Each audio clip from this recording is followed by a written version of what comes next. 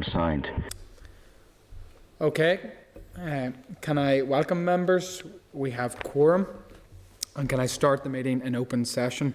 Can I begin by welcoming members and provide a brief overview of today's business? The committee today will consider subordinate legislation, driver and vehicle agency briefing, taxi regulations enforcement in closed session, departmental briefing on the review of the Planning Act 2011, and a written briefing regarding the spring supplementary estimates. Could I advise members that if some members are joining remotely, to please use the hand up icon, and that will help the meeting to move and flow. Could I advise members that we also need to vacate the room by 1 p.m. at the latest, and request that members keep that in mind when asking questions. Apologies, I do have apology from David Hilditch, and I also have an apology for now for George Robinson. He may be along at some stage, but that will depend upon a prior commitment. Agenda item number 2, which is Chairperson's business. Could I turn members' attention to page 5, the Clerk's memo on the outcome of the committee's stakeholder event, and just to seek members' views on the proposed actions outlined in the memo. Could I just say, members, that that was a very, very helpful engagement session. I'd like to thank the Assembly Engagement Office for their help in coordinating that. I think members were able to do a lot of work in a confined period of time, and it got through a significant backlog of those requests that were looking to meet with us. I think it was useful. There's certainly a lot of follow-ups for the committee.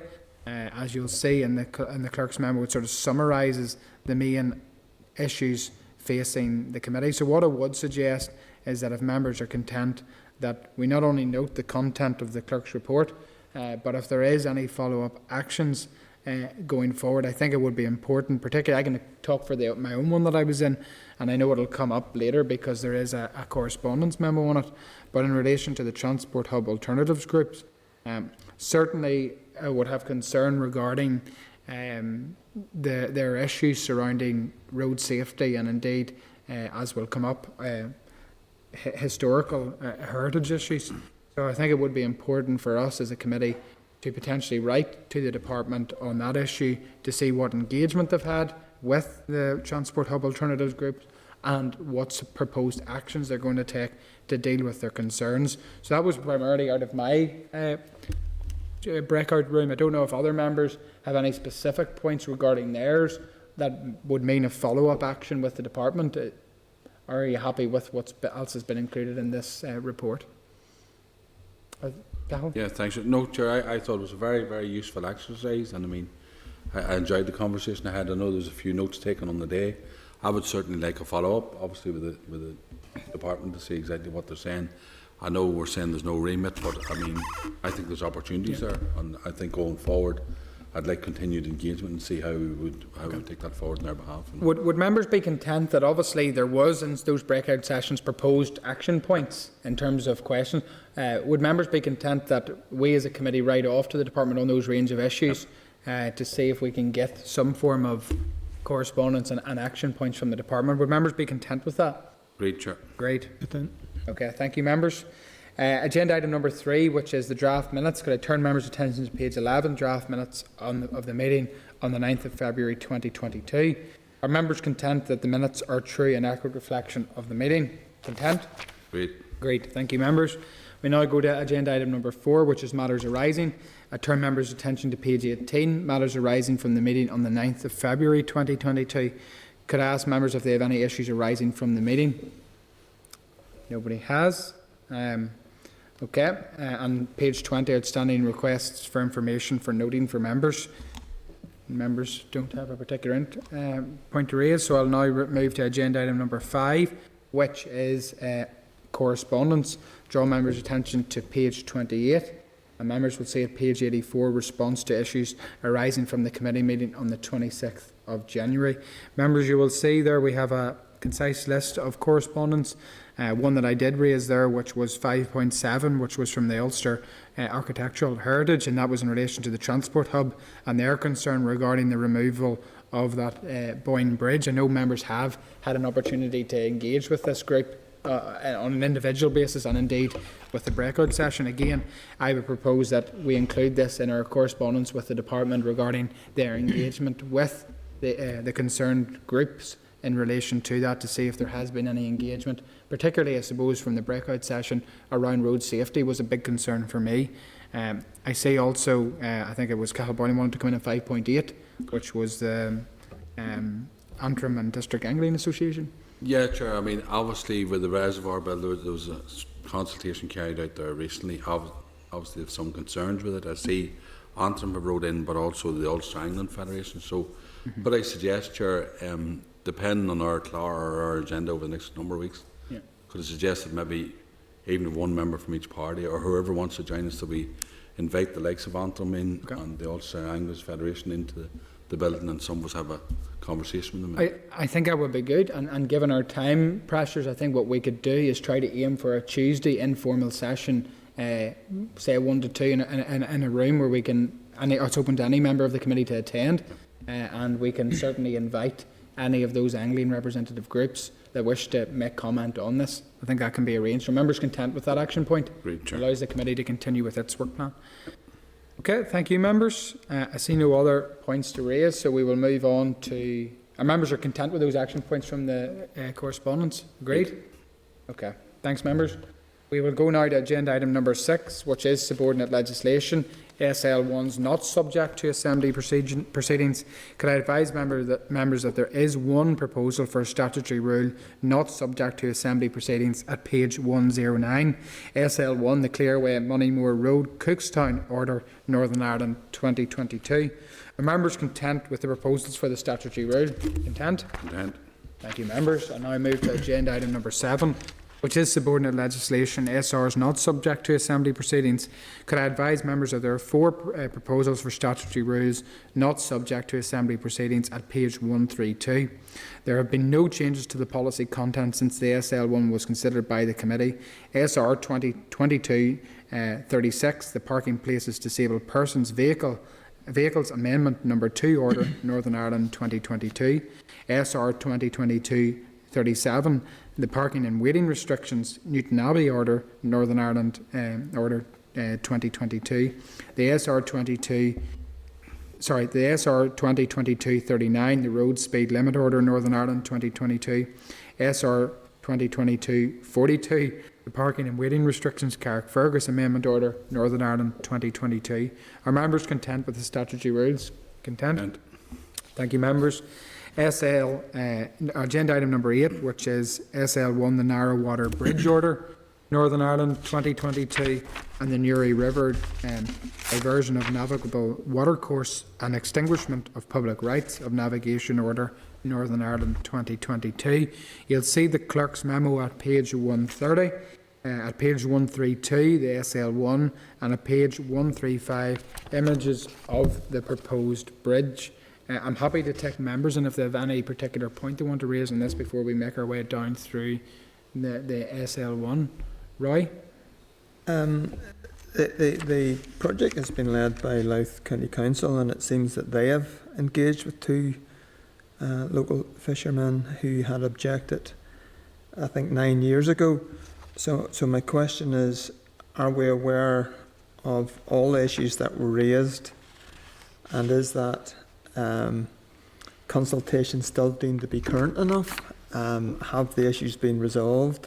I see the proposal is to have I suppose it's a drawbar type bridge arrangement, and how is that to facilitate both any commercial fishermen or leisure traffic? I would also be curious as to what cost this will occur on capital budget and any ongoing running costs, if any, for it, because it will have to be manned in order to be operated. Is that going to fall on Louth County Council, or is that going to be an ongoing running cost for ourselves when we cannot even afford to fill in potholes in many cases? Okay. Well, officials have made themselves available for briefing on this via Starleaf if required, so they are required. So I would call into spotlight Liam McAvoy, DFI Roads, Davy Miller, DFI Roads, and John O'Hagan, Louth County Council. You're all very welcome to committee this morning. I take it you did hear the question from Mr Biggs, and I would put it over to one of you to lead off on that, please. Okay. Sorry, it's Davy Miller here. Just to introduce ourselves, the bridge orders have been requested by Live County Council because it's Live County Council's project, and the bridge orders are required to set out how the bridge operates, vessel protection systems, and set out the clearance underneath the bridge for vessels to travel under the bridge. That's it in simple terms. We have with us today John O'Hagan from Live County Council, and it's Live County Council's project. So I'll ask John to field that question from the member, please. Yes, thanks, committee members. Can you hear me okay? We can indeed. Just in relation to the questions raised, yes, in terms of the cost of the bridge is to be funded through the Shared Island Fund, and then ongoing maintenance of the bridge itself is through Louth County Council, and operation of the bridge is through Louth County Council. So there'll be no monies involved through DFI infrastructure in terms of the project. In terms of facilitating river traffic, in particular the fishermen and recreation vessels, Schedule 3 of the bridge orders gives a detail of how the bridge will be operated.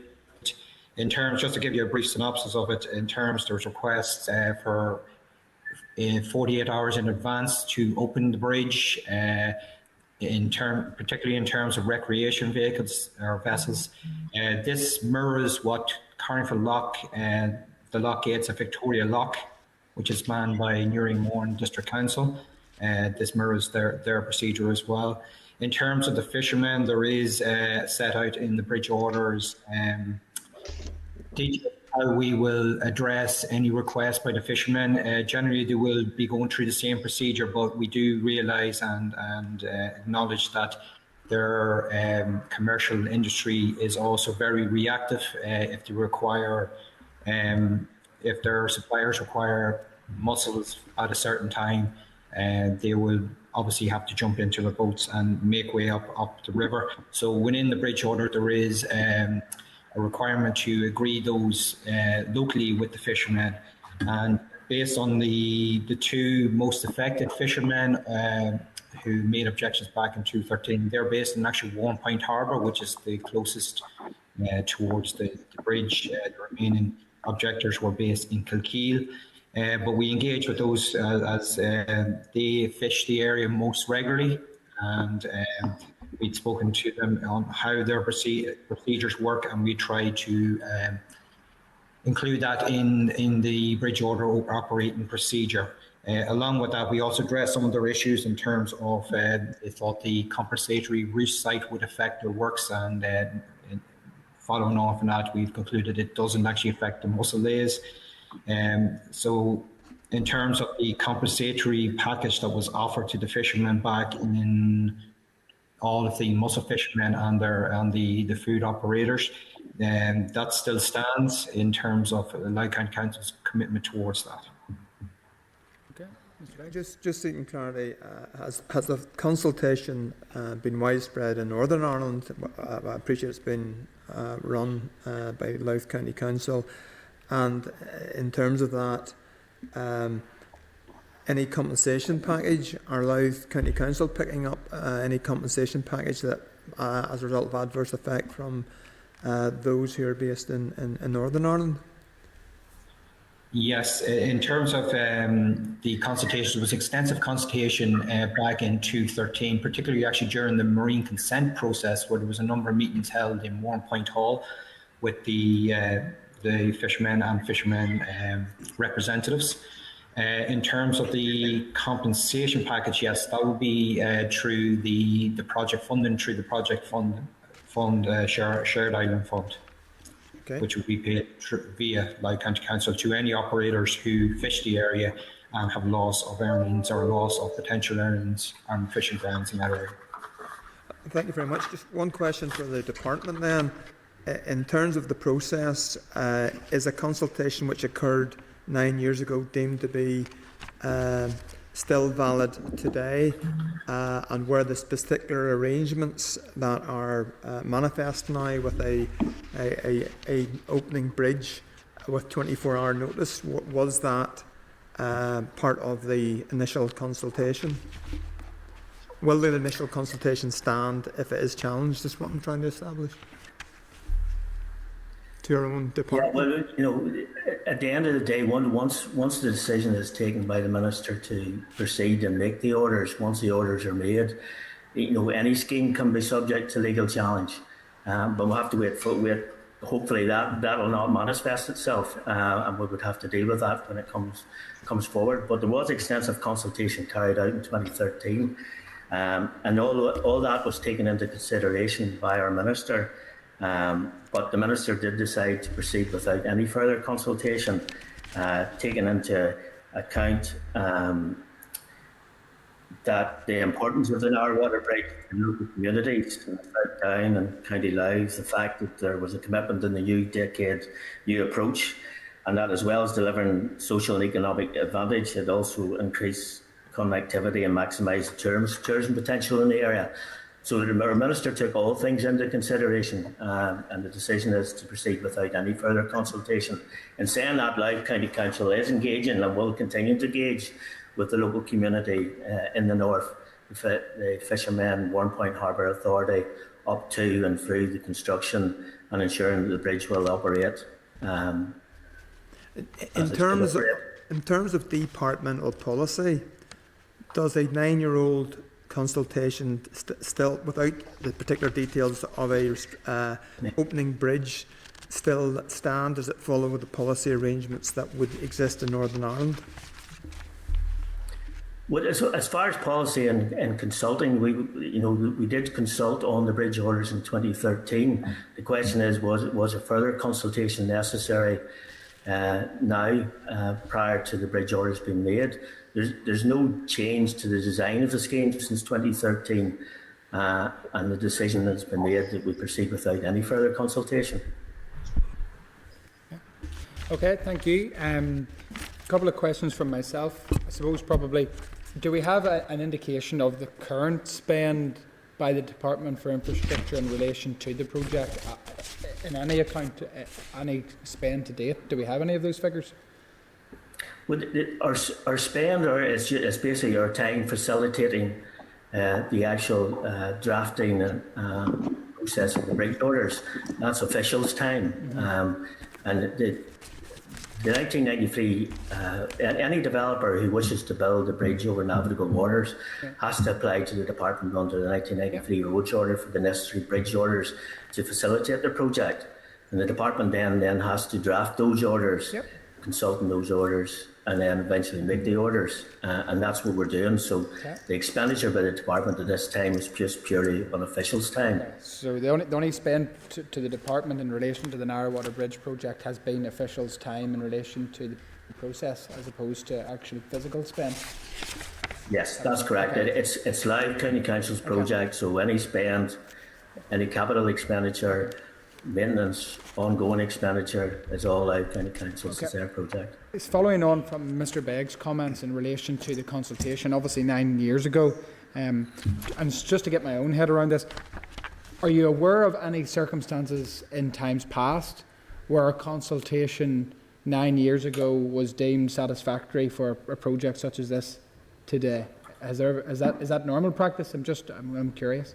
No, it's never happened before. But at the time, 9 years ago, the minister then decided to proceed with the making of the orders. But unfortunately, then the scheme fell before the orders could be processed any further. And what we're doing now is just picking up on that decision in 2013. And then the minister today has made the decision that no further consultation is necessary. So, are you aware of an average in terms of consultation? You know, are we talking about what could deem an out-of-date consultation? Is there an average? Well, there's no average. We rarely do bridge orders. The last time a bridge order came in front of the committee was maybe 2 years ago in relation to the Enniskillen bypass scheme. In that instance, the department was the developer, and so the department was applying for the bridge orders for itself. But for that particular one, you know, the decision to proceed with the scheme was made within, you know, a couple of years of the actual orders being consulted on. This time around, yes, it is a longer period, but the facts hasn't changed. There's been ongoing consultation. There continues to be ongoing consultation between Louth County Council and the fishermen and Warrenpoint Harbour Authority. And everybody appears to be content, or more content, so the decision has been made to proceed with making of the orders without delaying the scheme any further with any further statutory consultation. Okay, and I suppose that's a part concern from myself as to, you know, the reasons, the decision making behind, you know, no further consultation, that everything was you know, happy in terms of the same way it was 9 years ago.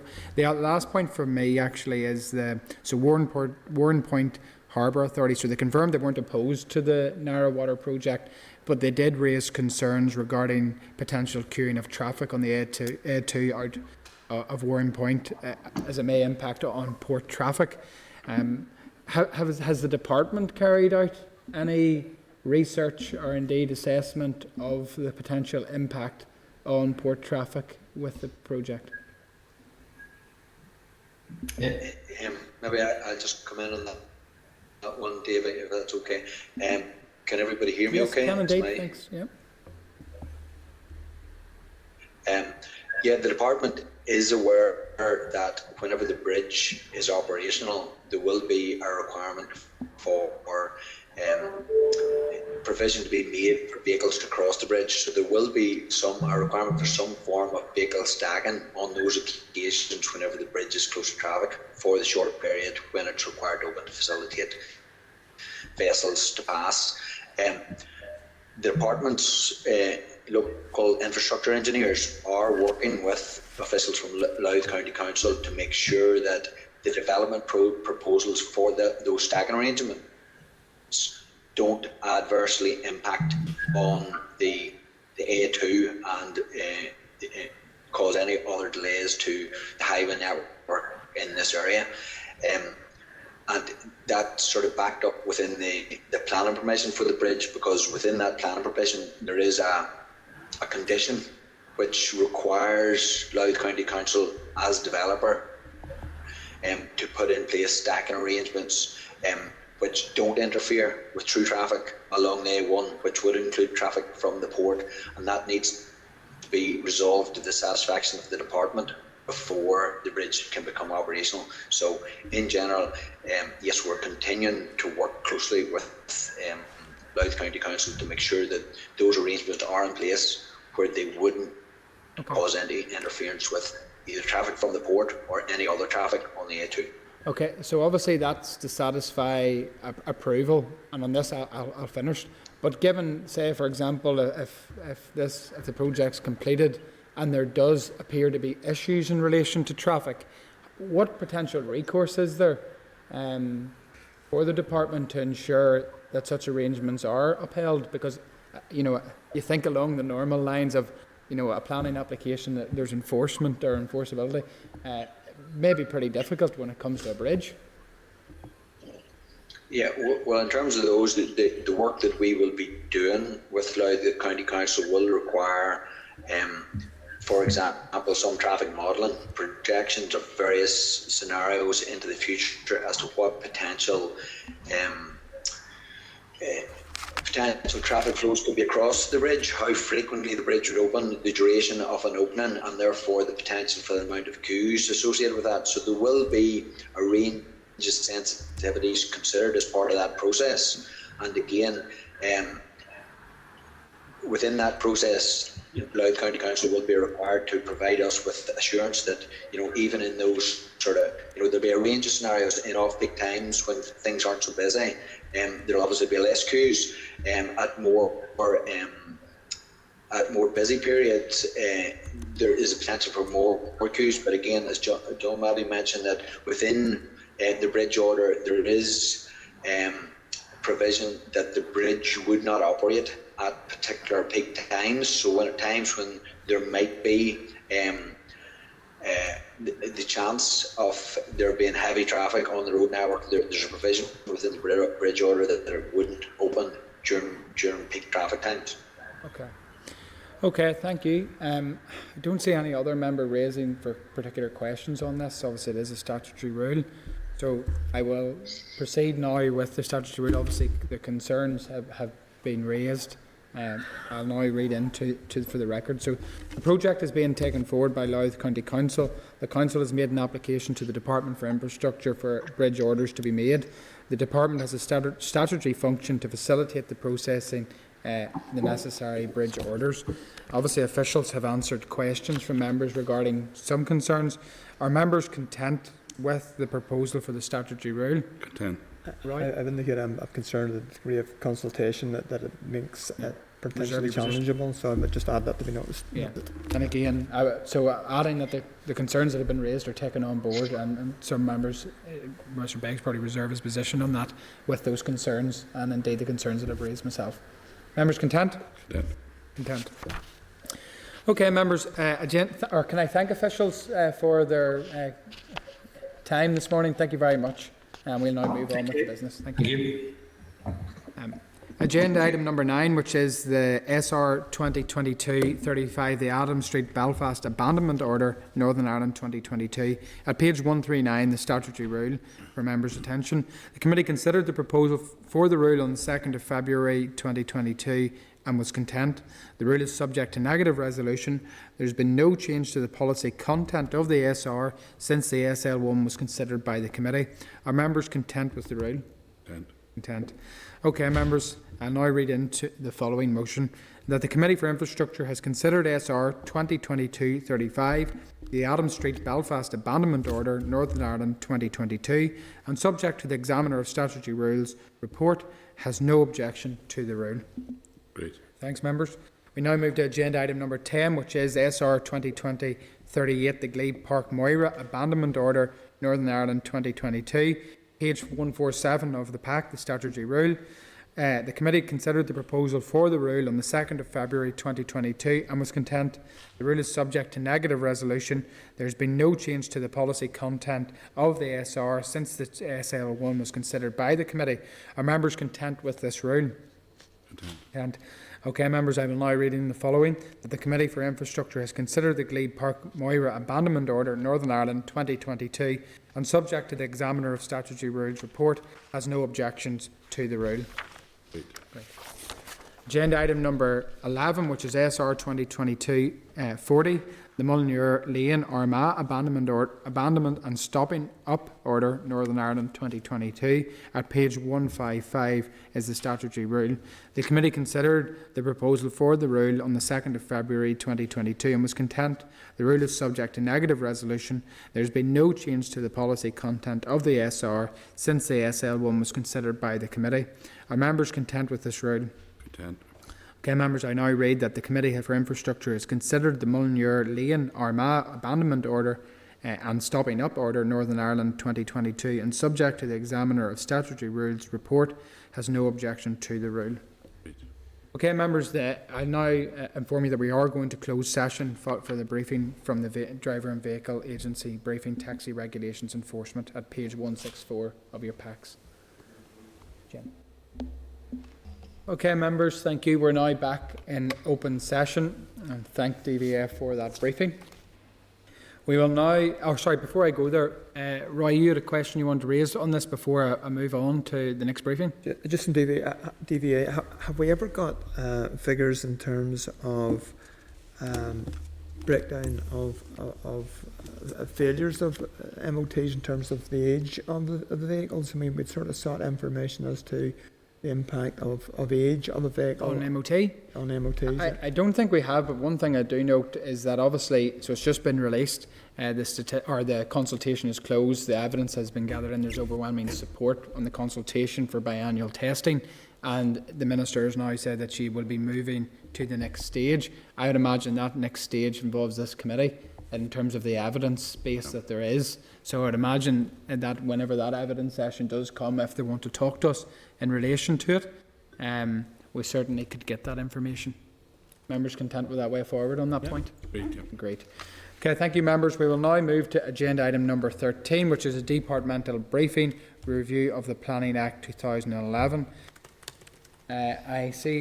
Could I also advise members that the planning is subject to consideration by the PSC, and as such they have primacy over the committee's investigation.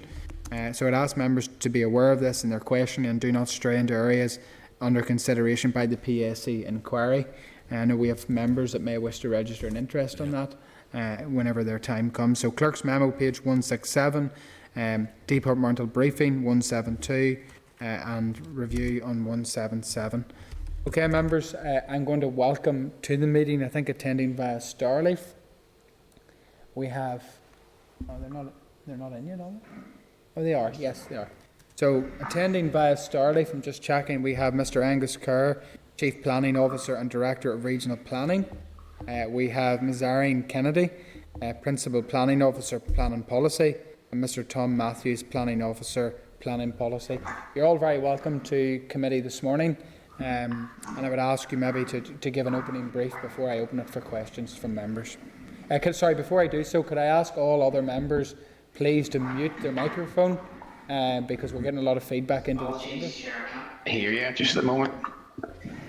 Sorry, Angus, can you hear me now? Yes, I can hear that, yeah. Yeah. Could I ask all members to please mute their microphones, only the person speaking please to stay open, because we're getting feedback in the chamber. So could you please mute your... George still on? George still on. Yeah, mute, okay. Okay, thank you. We'll now hand over to you, Angus, if you want to do your opening remarks, please. Yes, thank you, Chair. Thank you for the invitation to brief members on the report on the review of the Implementation of the Planning Act. We do very much welcome the opportunity to engage with you today, and I'm propose to briefly set out the context and talk specifically about the review and its findings and recommendations, and we'd be then happy to take questions, of course. The committee will be familiar with the background and context of the review as required by Section 228 of the Act, the review regulations, which of course the committee were involved with, together with the findings from the associated call for evidence, which took place in February 2021.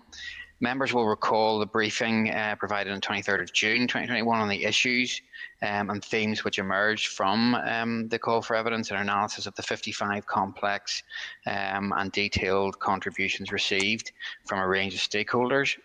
All 11 councils responded to the call for evidence, in addition to contributions from NILGA, the council's heads of planning, renewables and electricity infrastructure sectors, business and industry representatives, individuals, political parties, environmental NGOs, community interest groups, housing bodies, and indeed private planning practices. The department's very much valued the discussion with the committee members in June, and comments and issues that were raised by the committee have been taken into consideration. Minister Mallon also wrote separately at that time to Ministers Long and Hargey, seeking their comments in relation to those elements of the Planning Act for which they had responsibility. So the publication of the report then on the 27th of January 2022 marks an important milestone and fulfills a statutory obligation on the department. The review found that the vast majority of the provisions within the Planning Act have indeed been implemented, and that the transfer of responsibility for the majority of planning functions to locally accountable councils has been achieved, together with the establishment of the two-tier planning system. Small number of provisions have yet to be commenced, including the review of mineral planning permissions, the correction of errors, and Section 63(1)(d) with regard to permissions deemed to be granted under the electricity order. The context, reasons, and next steps in relation to those provisions is set out in the report. Councils are preparing local development plans for their areas. They have published statements of community involvement and now determine the vast majority of planning applications in Northern Ireland. Changes to the decision-making process, including pre-application community consultation, predetermination hearings, have further enhanced community engagement and have allowed greater public involvement and transparency in the determination of planning applications. Councils are also exercising their planning enforcement duties, investigating breaches, planning control, and taking appropriate action. The department is determining applications for regionally significant development under Section 26 or applications called in. Since the commencement of the Act, the department has also published the Strategic Planning Policy Statement for Northern Ireland, setting out the department's regional planning policies in a shorter and more strategic document, and has published extensive guidance by way of practice notes on the reformed planning system. The review also found that 162 sections of the Act, or just under 2/3 of its provisions, were not remarked upon in the call for evidence, which, together with our own operational experience of the system, has led the Department to conclude that these provisions should be retained as structured. Key issues which emerged from the consideration of responses to the call for evidence included the timeliness of councils bringing forward their local development plans, delays in processing times for planning applications, particularly major applications. Many respondents pointed to potential legislative changes which might address perceived obstacles in the system. In seeking to address the findings from the review, the Department has made 16 recommendations or actions covering aspects of the Planning Act governing development planning, development management, planning enforcement and additional planning control. These include recommendations on reviewing the consultation requirements in plan making, improving the quality of planning applications submitted, increasing the use of digital technology in the planning system, reviewing the statutory consultation process, including timeframes for consultation responses, penalties for late responses, and how councils can proceed if statutory consultees do not respond within the required timeframes. In addition, the Department will review categories of development, departmental directions, and the Department's approach to call-in notifications, and aspects of the appeal system around restricting new material at appeal and the variation of proposals at appeal. So the outcomes of this review commit us to building on the progress we have made in the past few years and to taking further action to address issues we know are of concern, to many of which are reflected in the recent Northern Ireland Audit Office report, which, as we've heard, is still under the consideration of the Public Accounts Committee. This represents an ambitious work programme which will deliver tangible improvements to the planning system. The Department will seek to develop the recommendations with a view to bring forward proposals for public consultation at the earliest opportunity. Actions which require amendment to current primary legislation will be taken forward through the Northern Ireland Assembly bill process, and actions which require secondary or subordinate legislative change will also be undertaken in accordance with best practice and in conjunction with the Committee for Infrastructure and Assembly where appropriate. Other actions may be addressed through new or revised guidance. Actions following the next mandate will, of course, be subject to the views of an incoming minister. Thank you, Chair. I trust that provides the committee with a quick overview of the review report, and I'd now be happy to take any questions there may be about the report. Okay, thank you very much. Angus, you will know, and you have referenced, the committee is on record regarding its serious concerns regarding the performance of planning in Northern Ireland, and particularly the departmental performance to date. I suppose a fact that's probably has been compounded by the Audit Office report, which I'm not going to go into for the sake of today's meeting, given that it is subject to PSC inquiry. But again, it has given members further cause for concern. I suppose in looking at the report and indeed the review, there is concern regarding why there is no formal link between the overall aim of the Act and indeed the objectives as listed in the report. So can I ask, the Department states that it is satisfied that its stated objectives have been achieved, that there is yet there is the evidence of a quicker, clearer and more accessible planning system as stated in the overall aim. Thank you, Chair. I think I would respond to that, I suppose, with a reference back to the purpose of the review, which I know we've discussed this before in terms of when the regulations were coming through, and indeed at the time of the discussion on the call for evidence. But the purpose of this review was to look at the successful implementation of the Planning Act itself, and the objectives of the Act, and at that sort of basic level, what we're saying is that the overall objectives to transfer planning and to reform it have actually been achieved broadly, and then we're overlaying that with the view that, however, there are still issues with the system, and it's clearly not perfect. There are lots of things that we need to improve, which are borne out by the input to the call for evidence, and indeed the 16 recommendations and actions that we've suggested that need to be brought forward, which will involve quite a significant sort of work programme of legislative change, both primary and subordinate.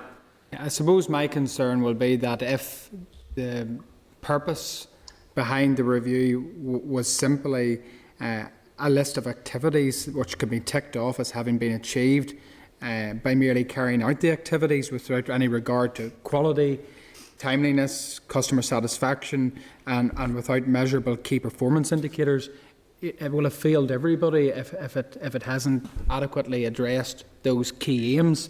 And I think that's something that we really need to get to the bottom of, because time and time again we're being told regarding the performance of planning in Northern Ireland, and I suppose probably like many in exasperation regarding the benefits of the Planning Act and what benefits has it brought to customers of the planning service, because if we can't get to grips with it now via this review or otherwise, and if it continues to be a tick box and there's no real coordination between the aim and the objectives, we're just going to be going round in circle. Do you share those concerns? Absolutely, and I mean, the purpose of this review, does go back. I suppose it originally came into the Act in 2011, and at that time, it must be remembered that we were some years away from even the reform of local government, from 26 to 11 councils. So there was a concern that this may never be implemented. Mm-hmm. So that was a part of the focus, if you like, of this review, but it was only a part of it. And I mean, if you read through the report, that comes across in terms of, yes, okay, there are the provisions that have been implemented that have commenced and come into effect, and yes, planning has been successfully transferred to local government, and yes, local government are now making all of those planning decisions, and the department is fulfilling its role in terms of the functions it was expected to deliver. However, the key elements that you have drawn attention to, and I agree, are how effectively is that being done. And that is where we have got into, looking at the comments that have come into the call for evidence, where people have highlighted there's an issue here, there's an issue there, and that's where we've tried to come up with the actions and recommendations for change. And I think it is an ambitious programme for change, particularly I think focusing on improving the early process, the early part of the planning kind of process, where we're trying to introduce concepts such as validation checklists, to try and improve the quality of applications which comes through the system, and also other changes around, say, the appeal mechanism, which also will deliver a different approach, I think, from developers and agents, to ensure that applications are, properly constructed at the start of the process and not held off to later point in the planning process.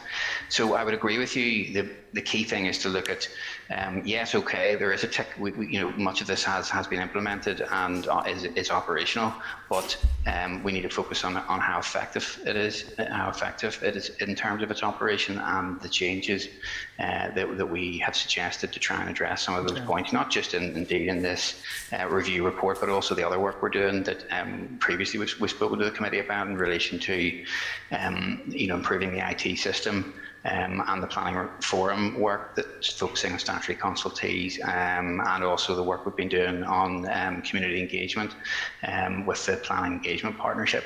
Okay, one of the standout areas of concern and indeed failings within the Act is clearly the local development plans. So can I ask, has a single council managed to get a new local development plan adopted? Yes or no?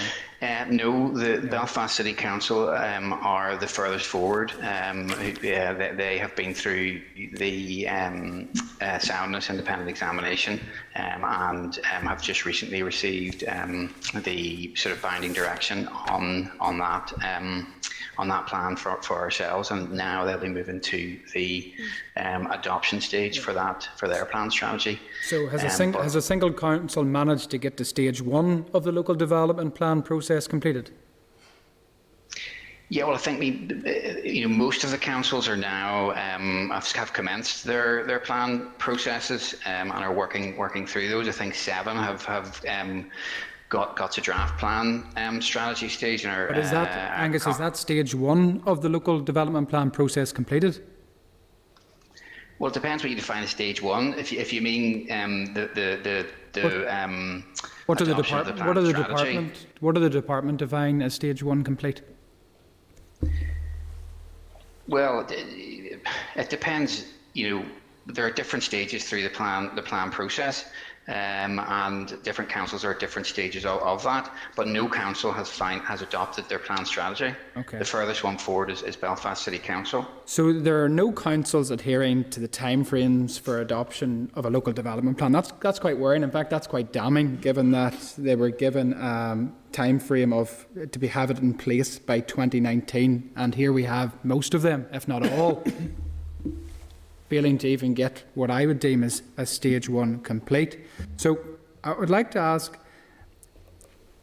how can this underperformance be explained, and what has gone so badly wrong? Well, I mean, it's a complex picture, I suppose, in relation to the plan process and the transfer. I mean, it has to be borne in mind, I suppose, that this was the single biggest transfer and change, if you like, in the planning system for 40 years or so. Transferring across and the creation of a new 2-tier system, and at the same time a completely new 2-stage development plan process was very challenging. Whilst there's a requirement that the councils should, adopt a plan, there was no requirement that they all should do it immediately, and some councils prioritised it further than others, with obviously Belfast maybe taking the lead, and some other ones where there was an existing plan in place, weren't as far down that sort of queue, if you like, in terms of the process. I think there was a particular challenge, Chair, in relation to the fact that with the transfer, the plans all had to be completely the first ever local authority plans, which required them to include all the operational planning policy, which would normally, in a kind of established 2-tier system, over the years that would have been developed, and as you move through plans, you carry that forward into the next plan and so on. When we transferred, we created the strategic planning policy statement, and all the detailed operational PPSs that we've all been using over the years in the unitary system were to fall away and be replaced by local policies in plans. So that's quite a challenging task, which is over and above what would normally be the case. And indeed, as the system goes forward, that will not, that can be banked as new plans come forward and as reviews of the plans come forward. But as a sort of a first base exercise, I think in some ways, my conversations with heads of planning in the councils, we probably collectively underestimated that challenge. It was a big challenge, and I think that's taken a little bit longer than would have been expected. Well, so going by the standards set, obviously, and the indications at the time, all councils have failed miserably to meet that 2019 target. So can I ask, and you can answer this briefly, I think you have in part, what does the department plan to do to assist councils in now speeding up the process? Yeah, well, I mean, what we've looked at in terms of this particular review, if you like to looking at that in the first instance, is focusing in on, and I mean, this is based on again conversations that we had with the councils. We recognise that there is a problem, and it is taking longer than it should be taking. and that review is required. They didn't want us, though, to, if you like, throw the baby out with the bathwater and having, they're all kind of, some way down the process of this plan. So what the conclusion was through that engagement is let's sort of let's get a couple of plans through the system. And analyse it on the back of that and see, is this actually a process going to work effectively in the longer term going forward? And to what extent is it impacted by some of those kind of almost new factors, if you like, as a result of the transfer, which I've talked about, and then in the meantime try and work to speed up the process that we have at the moment. So what we're doing in terms of actually the review is focusing in on looking at guidance and trying to improve guidance to assist the councils in taking through the different processes and trying to identify ways of speeding it up, if you like, through that. Also looking at one of the problems that has been identified with the process is there's a large number of statutory consultees involved in the plan making process, some of which are actually on the face of it probably not necessary, or certainly there could be discretion around their involvement rather than making it a statutory requirement. So we're going to look into that and review that with a view to trying to speed the system up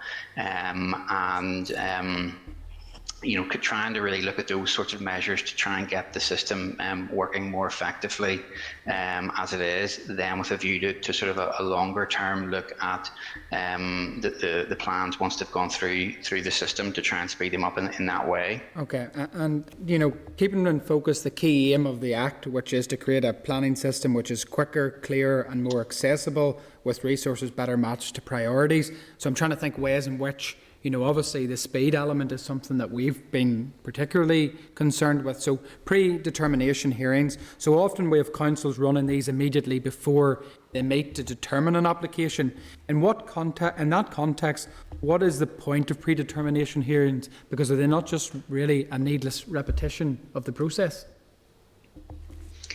No, they're not. They were quite an important feature of the reform and transfer of planning, and they're an opportunity for councils to be able to engage more fully and more meaningfully with communities around planning applications.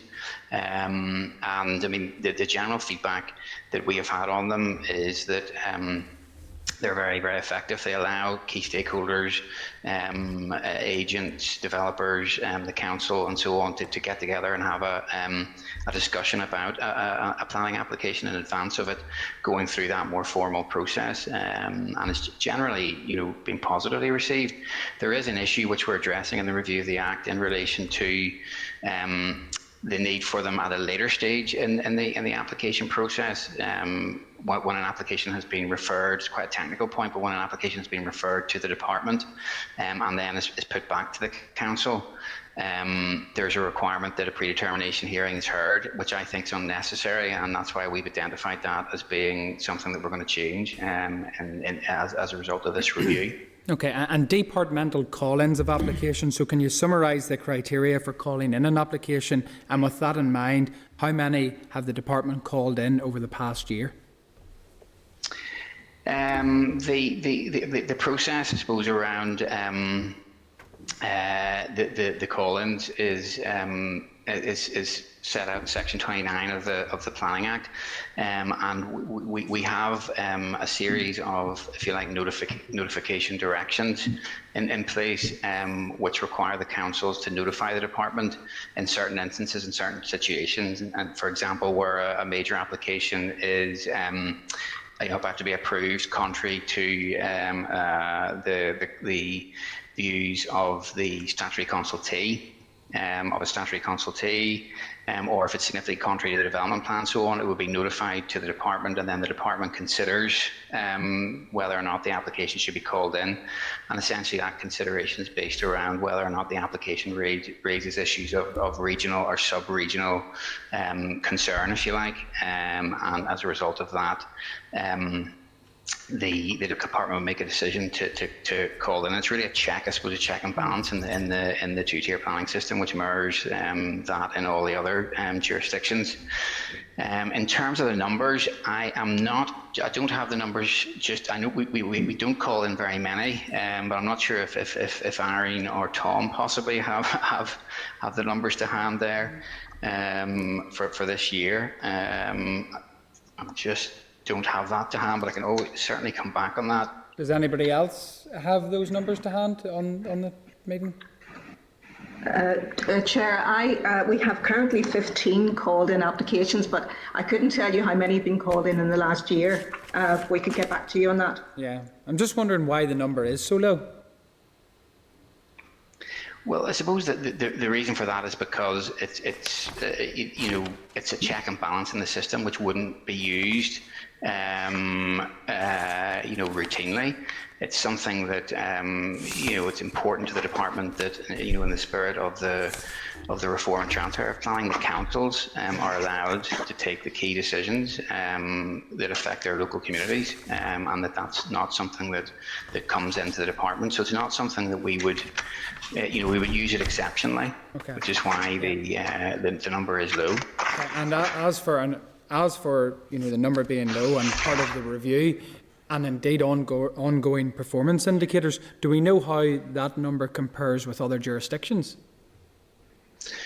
I mean, again, I don't have all the figures to hand from the other jurisdictions. I meet the chief planners from the other jurisdictions regularly, and I do know that, again, for them, it's very exceptional and very rare that they would call planning applications in. Okay. It's not something that happens routinely. Okay. They have a similar sort of system to ourselves in terms of sort of notifications and so on.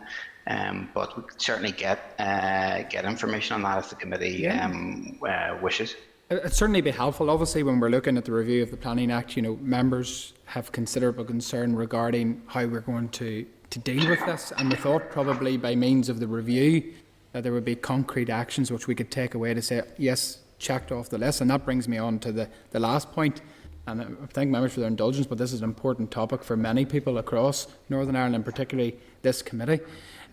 Obviously, the performance of consultees is one of the most major issues that we get as a committee, and indeed that applicants face.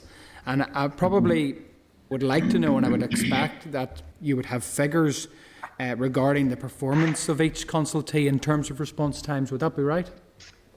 Yes, we do. That's actually something we've introduced recently through the work in the planning forum. Okay. Which consultee has the slowest average response time, and what is proposed to be done about it? Okay. Well, I mean, if we look at response times for quarter one, 21-22, and quarter two, pulling those together, if you like, the first 6 months, I think those are the latest statistics that we have. The statutory code, I'm just looking down through the list here. I think the lowest one would be Rivers, right. DFI Rivers, which are 29%. Okay, and going ahead. And I mean, the department is taking action in relation to the performance in relation to Rivers. There are specific reasons for that. I mean, I am not obviously the director responsible for Rivers and DFI, but I do know that there have been resourcing difficulties with the team, if you like, that look at that.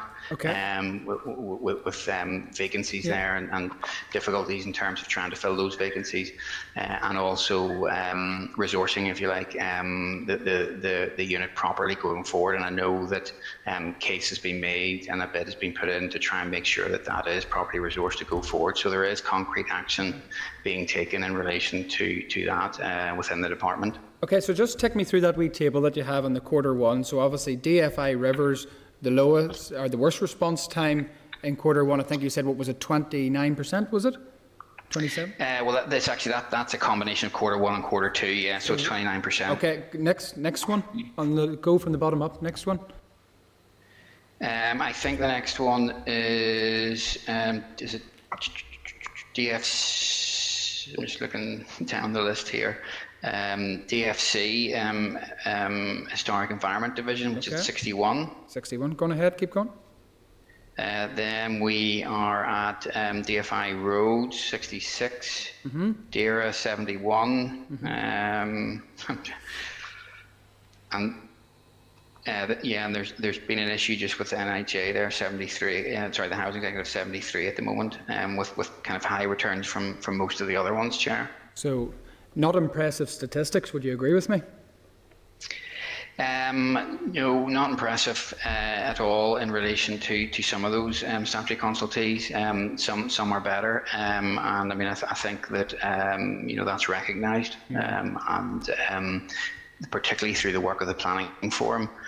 We have been trying to address that, where we bring senior kind of people from each of the statutory consultees together, and have been looking at their resources, looking at ways of speeding up the process for them.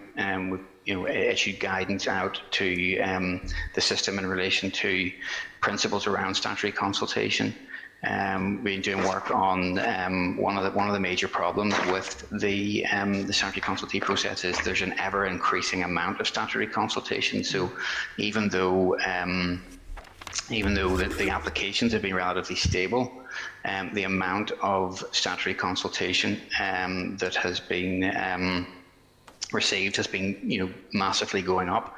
So we're looking into that to try and understand why that is the case. And indeed, actually, even though some of the percentages that we've looked at are low, when you get into the actual the numbers of returns, if you like, in that increasing number of consultations, they're actually quite high. But when you take them as a percentage of the overall consultations, because they've gone up, they're not acceptable. So we need to look. We're looking at this really as comprehensively as we can to try and address it. And one of the key factors I think in it is some of the issues I mentioned earlier about the quality of applications which come in, and some of the recommendations that we have. I mean, obviously the review which we're talking about today has a number of recommendations that will help this. One being actually just looking at the statutory consultee process, the time periods, whether or not penalties will be appropriate, and so on. But also looking at the example of the validation checklist. Yeah. Because one of the problems with one reason why statutory consultations have gone up so much is because you have to keep reconsulting where applications come in which don't have all the relevant information. So it's consulted out, roads, rivers, or DERA look at it, come back and say, well, listen, there's inadequate information on this issue or that issue. Then that's got in from the developer or the agent and sent back to the statutory consultee. They look at it again and come back. So you can sort of see, that's a kind of a not a good way of dealing with statutory consultees. We need to get the applications correct at the start with all the relevant information, so that they can respond substantively within 21 days. Yeah, the statutory consultee issue is something of huge concern to this committee, and indeed I know it is of concern to a lot of local councillors across the country who are dealing with planning applications, because what we're continually hearing in terms of being a barrier to inward investment in Northern Ireland is obviously time frame and no clarity or certainty in relation to the process. Just last week the committee took evidence from one particular section, which was actually a wind turbine, and they talked about the planning application taking 2 to 3 years to put together at a cost of around 350,000, followed by an application fee of 80,000. So these are serious issues and a real barrier to inward investment. So a particular point that I could see in terms of having to address this, and I know the department have been opposed to this, so I would be interested in your reasoning why. Why is the department opposed to the consent of consultees being presumed or deemed if they fail to respond within the required time frame? Pretty sure that is something that is in place in other jurisdictions. Could you explain the rationale behind the department's thinking on this?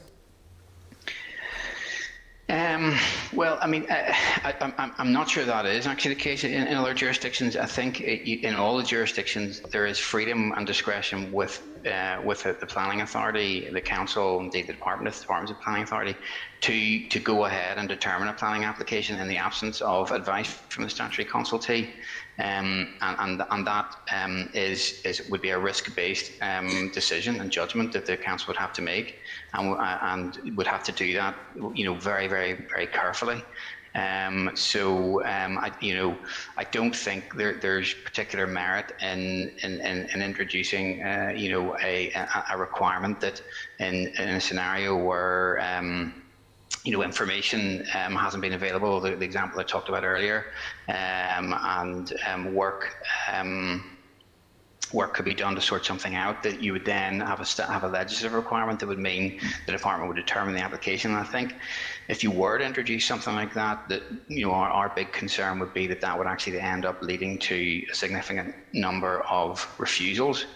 And as you know, and as I've talked about with the committee before in the past, our system of planning in Northern Ireland and the culture that we have, I think is a very positive one for developers and agents, where we work, with them to try and get applications to an acceptable position where they can be approved. Mm-hmm. If you begin to introduce those sorts of, draconian kind of measures, yes, you may get some quicker decisions, but those decisions are more likely then to be refusals, because a local planning authority, would without the kind of information from key statutory consultees about flooding or road safety or environmental damage, would need to take a precautionary approach.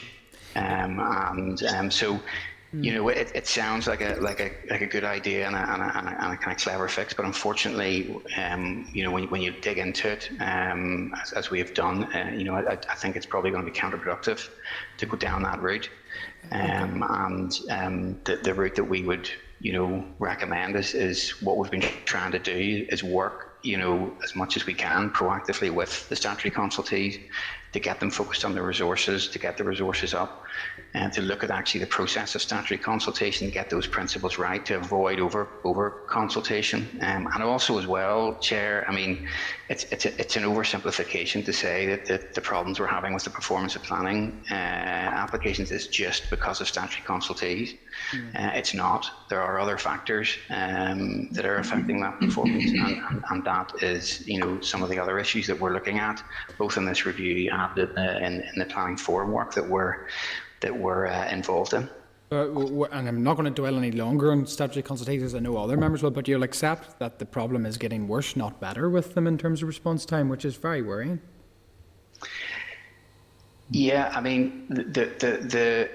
there is an issue, and there's a particular issue, with some statutory consultees, as we've talked about, and it is a concern, but it's something that's receiving massive attention, more so now than at any point, certainly in my career, in dealing in planning. There really is a concerted effort to improve the process. So, I would be hopeful that big improvements will be coming about.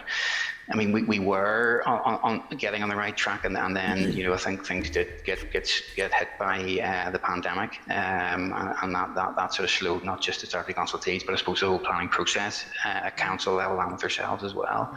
But I'm pretty confident that we're moving in the right direction with statutory consultees. I would reiterate though that point, that even if we had 100% performance for statutory consultees, there are other complexities and issues and problems and difficulties with the timely processing of planning applications that the councils and ourselves are seeking to address as well. Regionally significant applications, huge concern regarding the time taken for those applications, given their huge economic benefit to a particular locality, whatever it may be.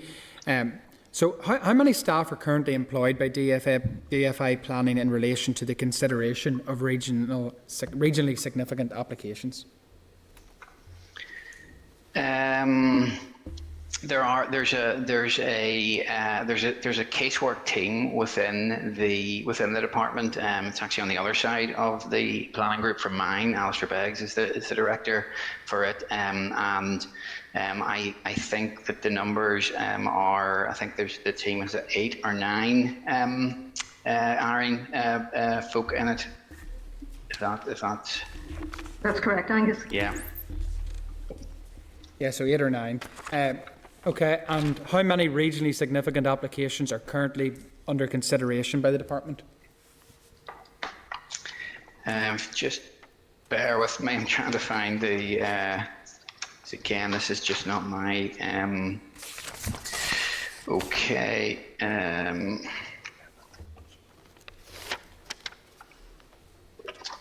If I might just help you. Yes, thank you, Irene, please do. Currently, as of the 4th of February 2022, there were 4 regionally significant applications under consideration or being processed. Okay. But there's lots of other works that that team would be involved in. Okay. And so 8 or 9 for 4 regional applications. What's the complement? How many vacancies is there within that team at the moment, if any?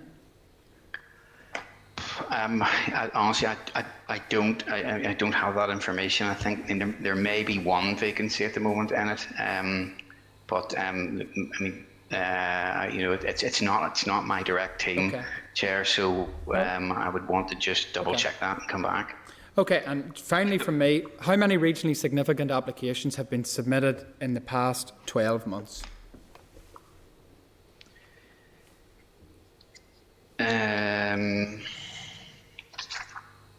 Again, I'm just trying to sort of see the information we have on that. I know at the moment we have 4. Or how many in the last 12 months? I think that's something we need to come back to you, Chair. I think probably would on the 12. Well, I would be pretty sure that you would be very familiar with the 4. You know, it doesn't seem like a large amount. I'm sure some of them have probably been for quite some time. Do we know of any of them that are new within the last 12 months? I'm just trying to see here if we again, it's apologies, it's not my team. To be honest, I'm not aware, Chair, but it's certainly something we can come back on. Okay, we'll come back on that one. Okay, I'm going to now to members, and thanks for your patience, members, but it's a serious issue of discussion. Roy Beggs first. You've indicated that the delays with planning is often as a result of the volume of consultations.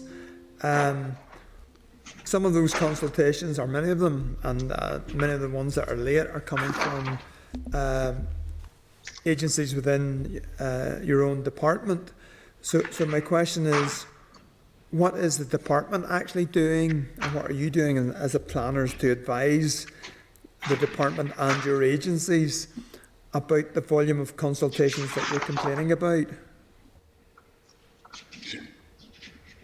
Sorry, that you broke up there. Just I didn't quite catch that question. Okay, you've indicated delays with planning as a result of the volume of consultation. Some of the biggest offenders in terms of delays are agencies within your own department. I'm thinking of rivers and roads. So, how have you transmitted that difficulty with your own colleagues so that your own department is not contributing to this volume that you are complaining about? Well, I mean, I suppose as it said previously, it is receiving a huge amount of attention, not just within the department, but also across the other statutory consultees in relation to the work that we're doing in the planning forum. And you know I can speak on behalf of my colleagues in the department's statutory consultees on roads and rivers that they are working tirelessly to try and make sure that they are working as effectively as they can and are properly resourced to do that. And I know it's something that Katrina, as the Permanent Secretary, has given a huge amount of attention to, and it is definitely something that the department is addressing with a huge priority at the moment. And as I've said, it's also something that we're looking at strategically, if you like, through the work of the forum and the different ways that we can actually understand why there are the increases in statutory consultations that have occurred in recent years, even though planning applications have stayed relatively static. Because I think that's a big factor that's making performance look, quite low in a percentage sense, even though there's still, quite huge volumes of statutory consultations sort of being dealt with. In other regions of the UK and indeed in the Republic of Ireland, I understand that there is a stipulated time frame when consultations have to be returned by, and if they are not, the decision proceeds in their absence. So my question is, are there any plans to introduce such a hard stop, even if it is an extended one to start with, and gradually draw it in, so that all those responsible have something to concentrate their mind to ensure that they meet those deadlines? Because we're hearing that investment is going elsewhere because there's no guaranteed time for a decision, yes or no. Well, as I said to the chair, that we are looking at, one of the recommendations from the review is to look at the statutory consultation sort of procedure that we have in the Act in terms of the 21 days, whether or not penalties will be appropriate, and the process really associated with that. So that is something that we're going to look at. But as I also shared, I would be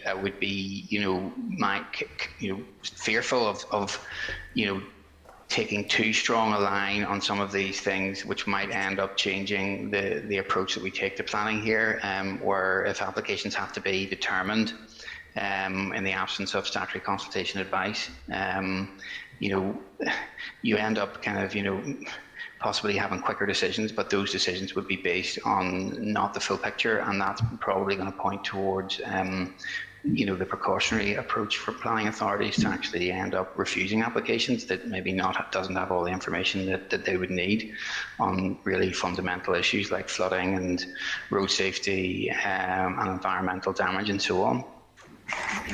You mentioned flooding. There is the newly produced flood maps, which I think were published around Christmas. Presumably, it's a fairly quick decision whether or not an area is susceptible to flooding or not. There's a flood map. So why is there a delay in giving feedback as to whether an area is susceptible to flooding?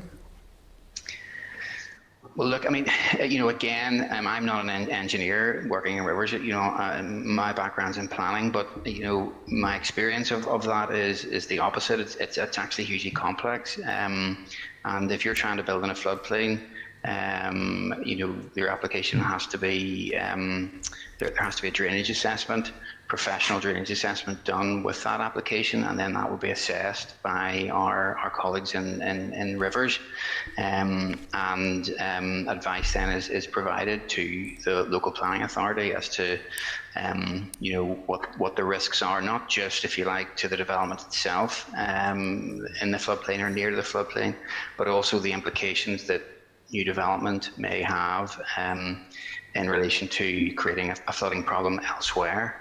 And also advice on potential mitigation that might be possible if a development was able to go ahead and so on. So it's definitely not a straightforward process, but nevertheless,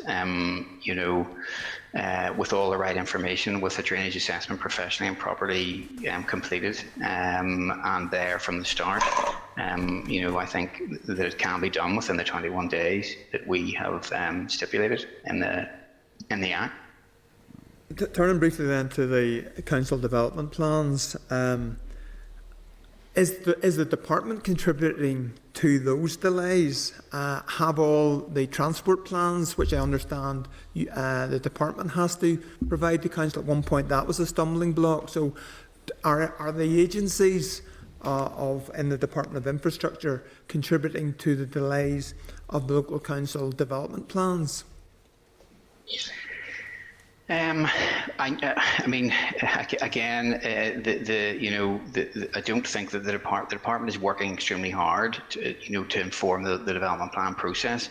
Like all planning sort of processes, whether it's dealing with applications in the floodplains or development plans, it does require input from the professional and expert agencies and consultees that cover responsibility for those issues like transport and flooding and so on. So there's certainly a process that takes place between councils and ourselves in the preparation of that local development plan process, and there's a lot of back and forth around what the councils want to put in their plan, what the policies might be around some of the issues that would impact on some of the responsibilities that this department has.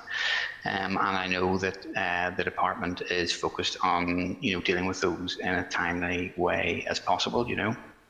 So was that a yes? There is a delay as a result of department?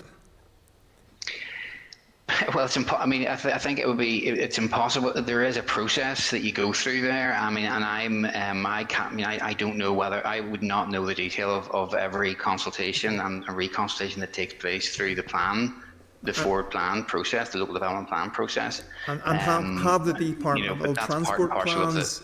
Have the department transport plans been fed into the local council plan? All the local council plans? Well, again, this isn't my area within the department, but I do understand that the department is progressing transport plans as quickly as it can, and is inputting to the development plan process as appropriate. Okay. Okay, thank you, Roy. Cathal Boylan, please. Thank you, Chair. And I know there's a lot of questions that has been asked already, but I want to just tease out some more if I can. But Angus, just want to go back. I was a wee bit concerned in some of the answers. Can you answer the question in terms of the planning department itself? Are you understaffed? Within the department? Yeah. And they asked, I don't think. Well, I'll put it this way. I asked in the context, when the Chair asked about a certain section of the department in terms of regional planning, you said there was 8 or 9 staff, maybe 10. So all I'm saying to you, in all the questions being asked by the 2 members previous, I'm detecting that they have a full complement of staff to deliver planning in that side of the department, or you don't. I mean, I just need to know, are you understaffed? No, I don't think we are significantly understaffed. I mean, again, Cal, it isn't my team, but there may be one vacancy in there, but I think that's the level we're at. So that is not my understanding. So you're saying in all of the review, and I don't want to labour the point, but in terms of the reviews being carried out, and what the commitments to deliver, you have enough staff there to deliver all of that, all that you've committed to in the report, yeah? Well, the review wasn't into staffing. The review was into the implementation of the Planning Act. So it's focused largely. No, appreciate it, but you need resource to deliver what you have in the report. So I'll put it this way then: do you have the resource to deliver what's in the report? Yeah, that's the question. That's a different question. That's a good question, because I think, as I said at the start, there's a massive program of work associated with this review report. There's a planning bill. We've a commitment in there on reviewing fees. So there's new fee regulations. There's changes to the General Development Procedure Order. There's changes to development management regulations. So there is a huge program of work that we do need to sort of take forward within the department, and that's something that we will be addressing. I think it will probably mean that we need to sort of refocus resources within the department to try and deliver all of that work. There's no doubt about that. I'm sort of looking at Arian here, who has a small legislative team at the moment, and that team would not at this moment in time be resourced to do all that work. No, I appreciate that, but that's the question I'm getting at. I'm just listening to some of the answers. So, but when will we see that report then? Pardon? When will we see that? Well, I mean, that's something that we're actively considering at the moment. We're looking at the structure and the resourcing within the group to try and see how we can take forward this work program, if you like, that's flowing from the review of the implementation of the Planning Act. And I think probably we've touched as well today on some of the issues that are probably, I know we can't talk about them in a sense here, but there are other things that I suspect that will flow from the Northern Ireland Audit Office report And I think there is a task for us to sort of look at all of that, not just the work that we're doing on the review report we're talking about today, but also the other kind of tasks that the department will face in terms of trying to improve the planning system going forward. So yes, we will need to be looking at that, and we will need the resource to do that.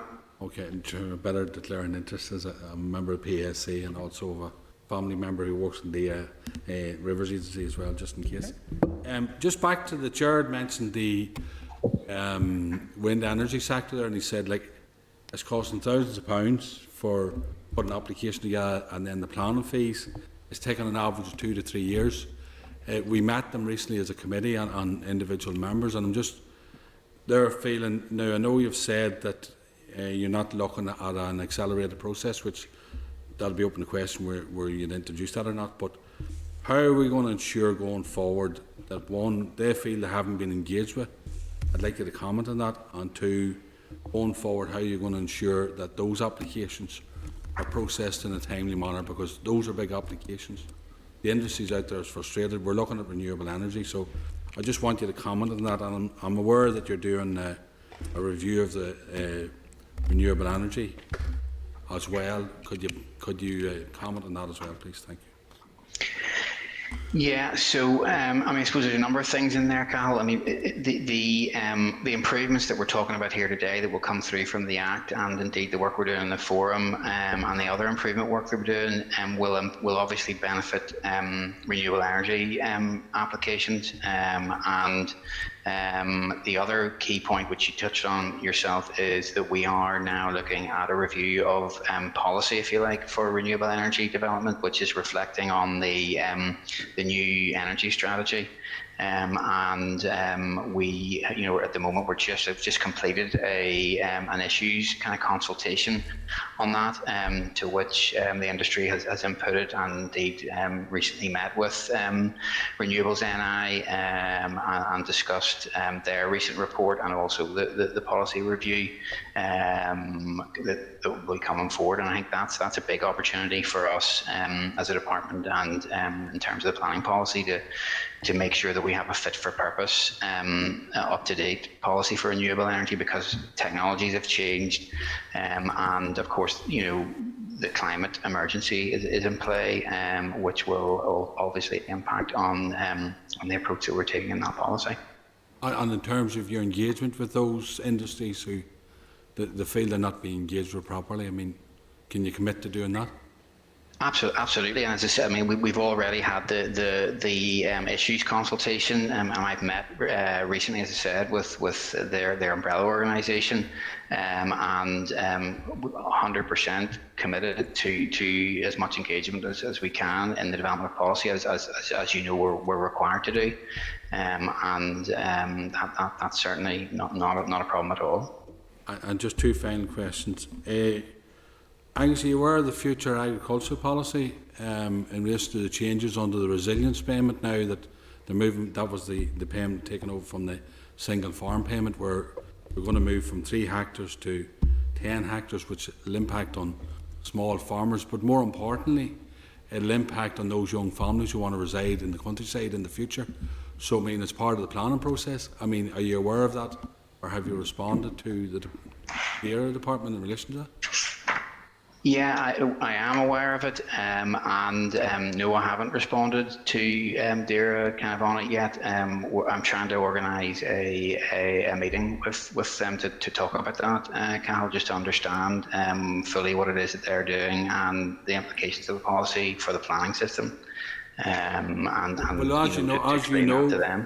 you know, Angus, the original policy changed because it changed to the active farmer. From the single farm, as you know, it went from the owner to the actual active farmer. That was the principle of the single farm payment. So there's certainly going to that's going to be a consequence for certainly rural dwellers. And my final point is, and I just want to raise this, in terms of the review, how do you ensure that the likes of the decisions, which I think was wrongly made in Knockavay or Knockivy, whatever way you want to pronounce it, how do we ensure that this review will ensure that those decisions are not made again? Because I think there was mistake and a misjudgment in terms of how that was handled? How can you ensure this review will address that?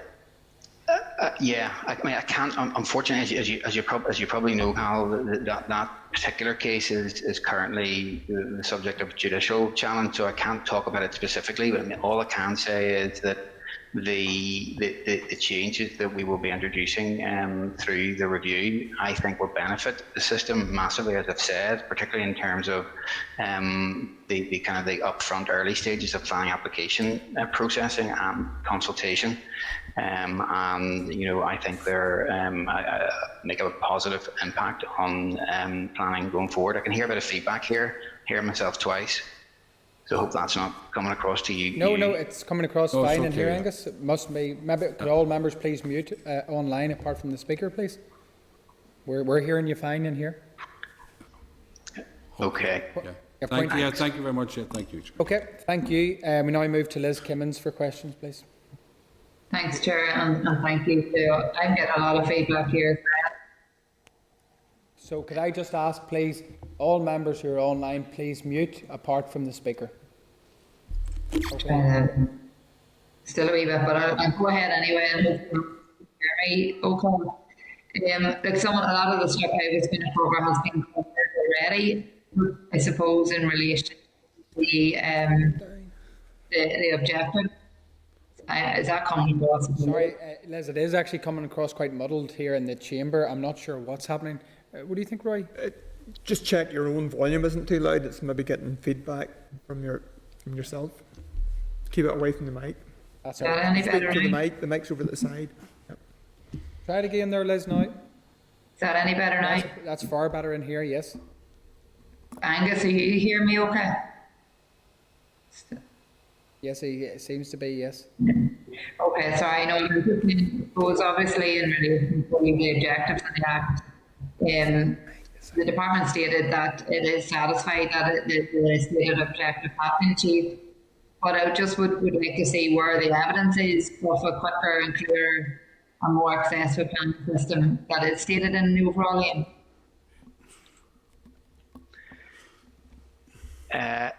Okay. I think this as I said to the chair. I don't know if is that coming across clearly? Okay. Yeah. Yes. Yep. Yeah. Okay. I think it's not that we're saying that the planning system through this review is perfect. I think there's an acknowledgement in the review report with all the changes that we're recommending, and indeed the analysis of all the comments that have come through that it isn't perfect. We're aware of that as well from the work that we've done on the forum, and indeed the stuff that has come through from the Northern Ireland Audit Office report. So we are clear that improvement needs to be made, and that's really what the agenda is in the department at the moment. So the bit about achieving the implementation of the Planning Act and the fact that the system is operational is only one part of the review report, and that really goes back to the core of what was originally intended, if you like, when these provisions were put into the Act. It's not that we're saying because we've successfully transferred and the system is operating that we're saying that it's operating effectively. We know there are problems, and we're really up for trying to address those and improve the system. Thanks. The site is absolutely terrible, so it's very, very hard to keep them. I'll try and ask this, and then I'll leave it at that. Because the last time, obviously, you were here, and we discussed the plan on the countryside development, and then you have to welcome the department removed that very quickly after it was just to get an update on the department's position on this. Obviously, there's still a lot of concern that it might be reconsidered, and if you're carrying out any action from Apology, I don't know what that was like for Angus, Liz, but that was impossible to hear in the chamber. I don't know what's going on with the online participants. If you do want to put that down in an email format, we'll certainly make sure that gets to Angus, unless Angus did hear it and wants to respond. It was a struggle to hear it, Chair. I think it was probably about the PAN and what work's going on at the moment. Yes, I think that's maybe the gist. Go on ahead. And maybe just to reassure the member that there is no review, there is no formal review or of countryside policy. It's not that we're bringing forward any further changes to countryside policy. What the Minister has said is that we need to take stock in relation to what happened around the pan. So that has been going on. I've been having conversations with councils and heads of planning and with NILGA and others just about rural planning, and I can certainly reassure and pass on the feedback, which is, it seems to be that there isn't a huge appetite for any significant change coming through from that. But that's where the process is. I'm sorry, I think that's what you're asking. Hopefully. Yeah, no, that's thank you. Okay. Okay, Liz, if there is any other questions, you can email them, and just because I know you have been cut off with regards to the technical problems there, so apologies for that. Go to Andrew Muir, please, in the room. Cheers. Thanks very much, Chair, and thanks to Angus, Irene and Tom for joining us on the call in relation to this. And like Cathal, I would declare that I'm a member of the Public Accounts Committee, and we met last week in relation to the Audit Office report, and obviously that's to be considered separately. And I do appreciate the opportunity to deal with this in depth, because it's an important issue, and it's important we're able to deal with the complexities around this. So I do think that's important to put that on the record. I think Angus will not be surprised that I'm disappointed with the outcome of the review. I think that it's a missed opportunity. The fact that there was no external validation or oversight of this causes me concern. Essentially, the department has marked its own homework in relation to this.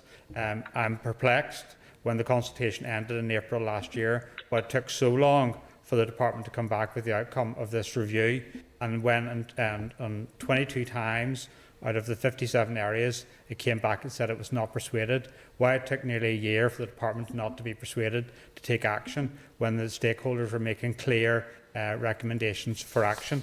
And this is not just me speaking about this, as Belfast City Council have also commented that officers take issue with the suggestion that implementation has been successful. That's one of the major planning authorities in Northern Ireland.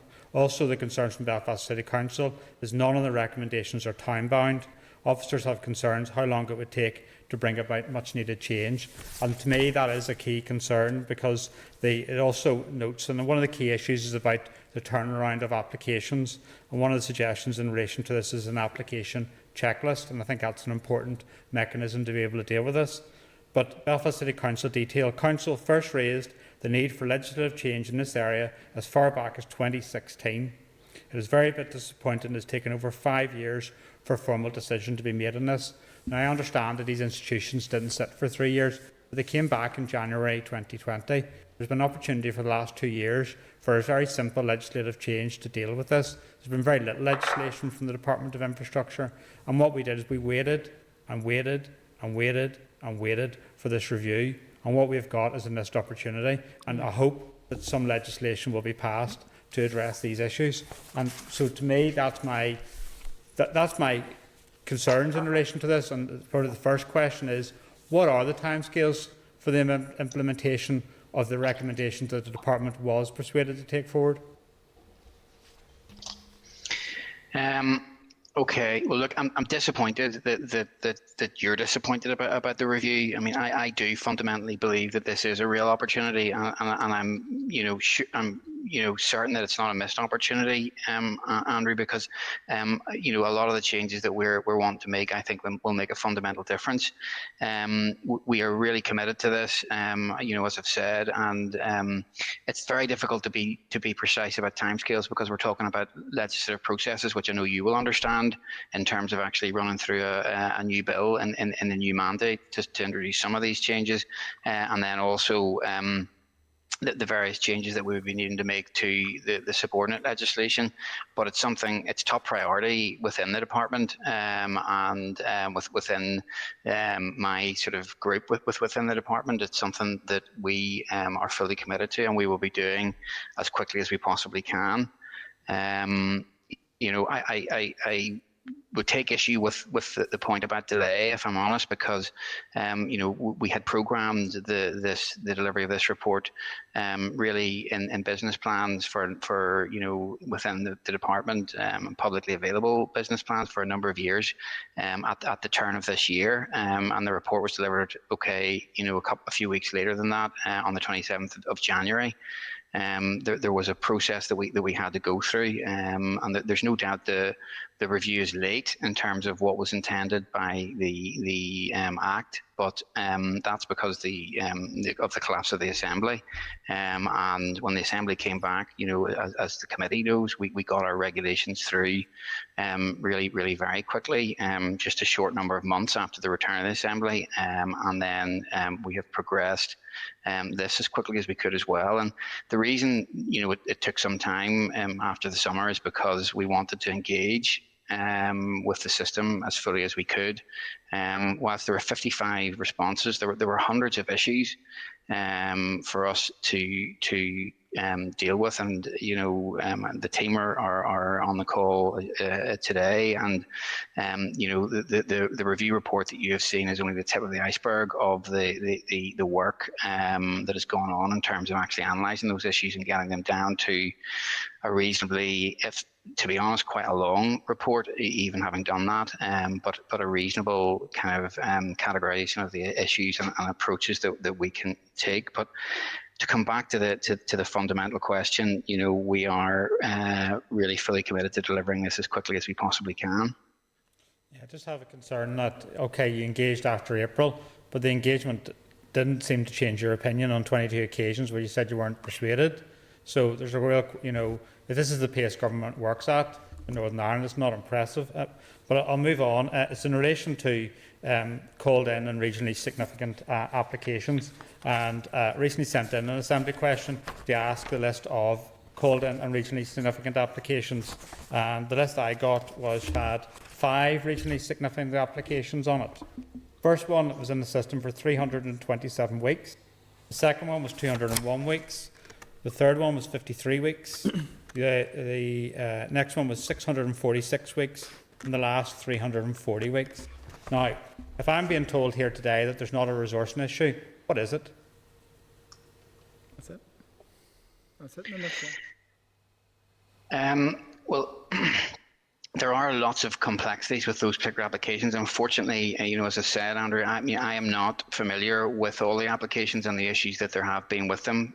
They are the most complex ones that we deal with, as you know, within the planning system in Northern Ireland. I can't comment on the individual applications and on why some of those have taken the time that they've taken. But I suspect that it will be to do with not resources, but more dealing with issues with getting information through from the developer agent or from statutory consultees, and the process that goes back and forth in relation to that with some of those complex applications, particularly if there's EIA development, which they are, further environmental information and so on. But I'm fearful of getting into the detail of any of that, as I'm not in a position to comment really. To be honest, Chief Planner, I would expect you to have a bit more detail in relation to these applications, because they're regionally significant. They have major impact upon the economy. But in relation to called-in applications, Belfast City Council in their response has made that the new system sought to provide flexibility for councils to respond to their unique challenges and circumstances through the introduction of plans and policies to reflect the aspirations of their community plans. However, the experience is not reflected as positive and innovative aspiration, with a more controlling and directive approach adopted by the Department. They also state the Council has to refer applications to the Department before it can make a decision, resulting in uncertainty and unnecessary delay. Now, I note there's a list of called-in applications here, but also the issue arises from whereby the councils are stuck in limbo, and the Department obviously are notified of the application, and then no further progress occurs in relation to that. I know one application in Lisburn, it was 8 months before the Department made its decision to call in the application. And there is a real concern that the councils were devolved responsibility in relation to this, and yet we have a situation where there's delay and delay on behalf of the department, who are meant to be the lead and advocating best practice. And in the practice note for called-in applications, it states, the department will normally allow 28 days from the date of receipt of requested information under the direction for making its decision as to whether or not to call in the application. 28 days. The department will not seek to delay the consideration of any application any longer than is necessary and will reply as soon as possible. In January last year, Ards and North Down Borough Council notified you about an application in Bangor at Queen's Parade, and as an MLA from North Down, I have to raise this because the people in Bangor are annoyed and angry about that. It is now February. It's 13 months, not 28 days, 13 months. No progress from the department. Why? Well, I think the Queen's Parade application is a unique application and a complex one, which raised really important issues that needed to be addressed and considered. We are, as you know, very aware of the importance of the application, and I think it's safe to say that we're very nearly there in terms of making a decision on it. It was delayed uniquely, really, in comparison to other applications that would be dealt with in that way, to allow work to be done with DFC, the council, and colleagues in Rivers to try and facilitate some of the issues and sort out some of the issues that there were affecting the application. But that is now, I think, concluded, and the decision is ready to be made and will be done, in the near future. Okay, I don't want to go into full detail of that, and I respect that, Angus, in terms of that. The fact that there's a decision likely in the near future, I sincerely hope that it's a positive decision. £50 million worth of economic regeneration resting on this, £10 million worth of public funds that have invested in this, and the people in Bangor are crying out for this to go ahead. Last questions in relation to local development plans, and the Chair has touched upon that. The forecast in terms of this new beginning to planning was the local development plans would be completed in 40 months. Previous plans, which on some occasions are still not in place because of judicial reviews, were 10 years plus. Why did the department feel it could be done within 40 months?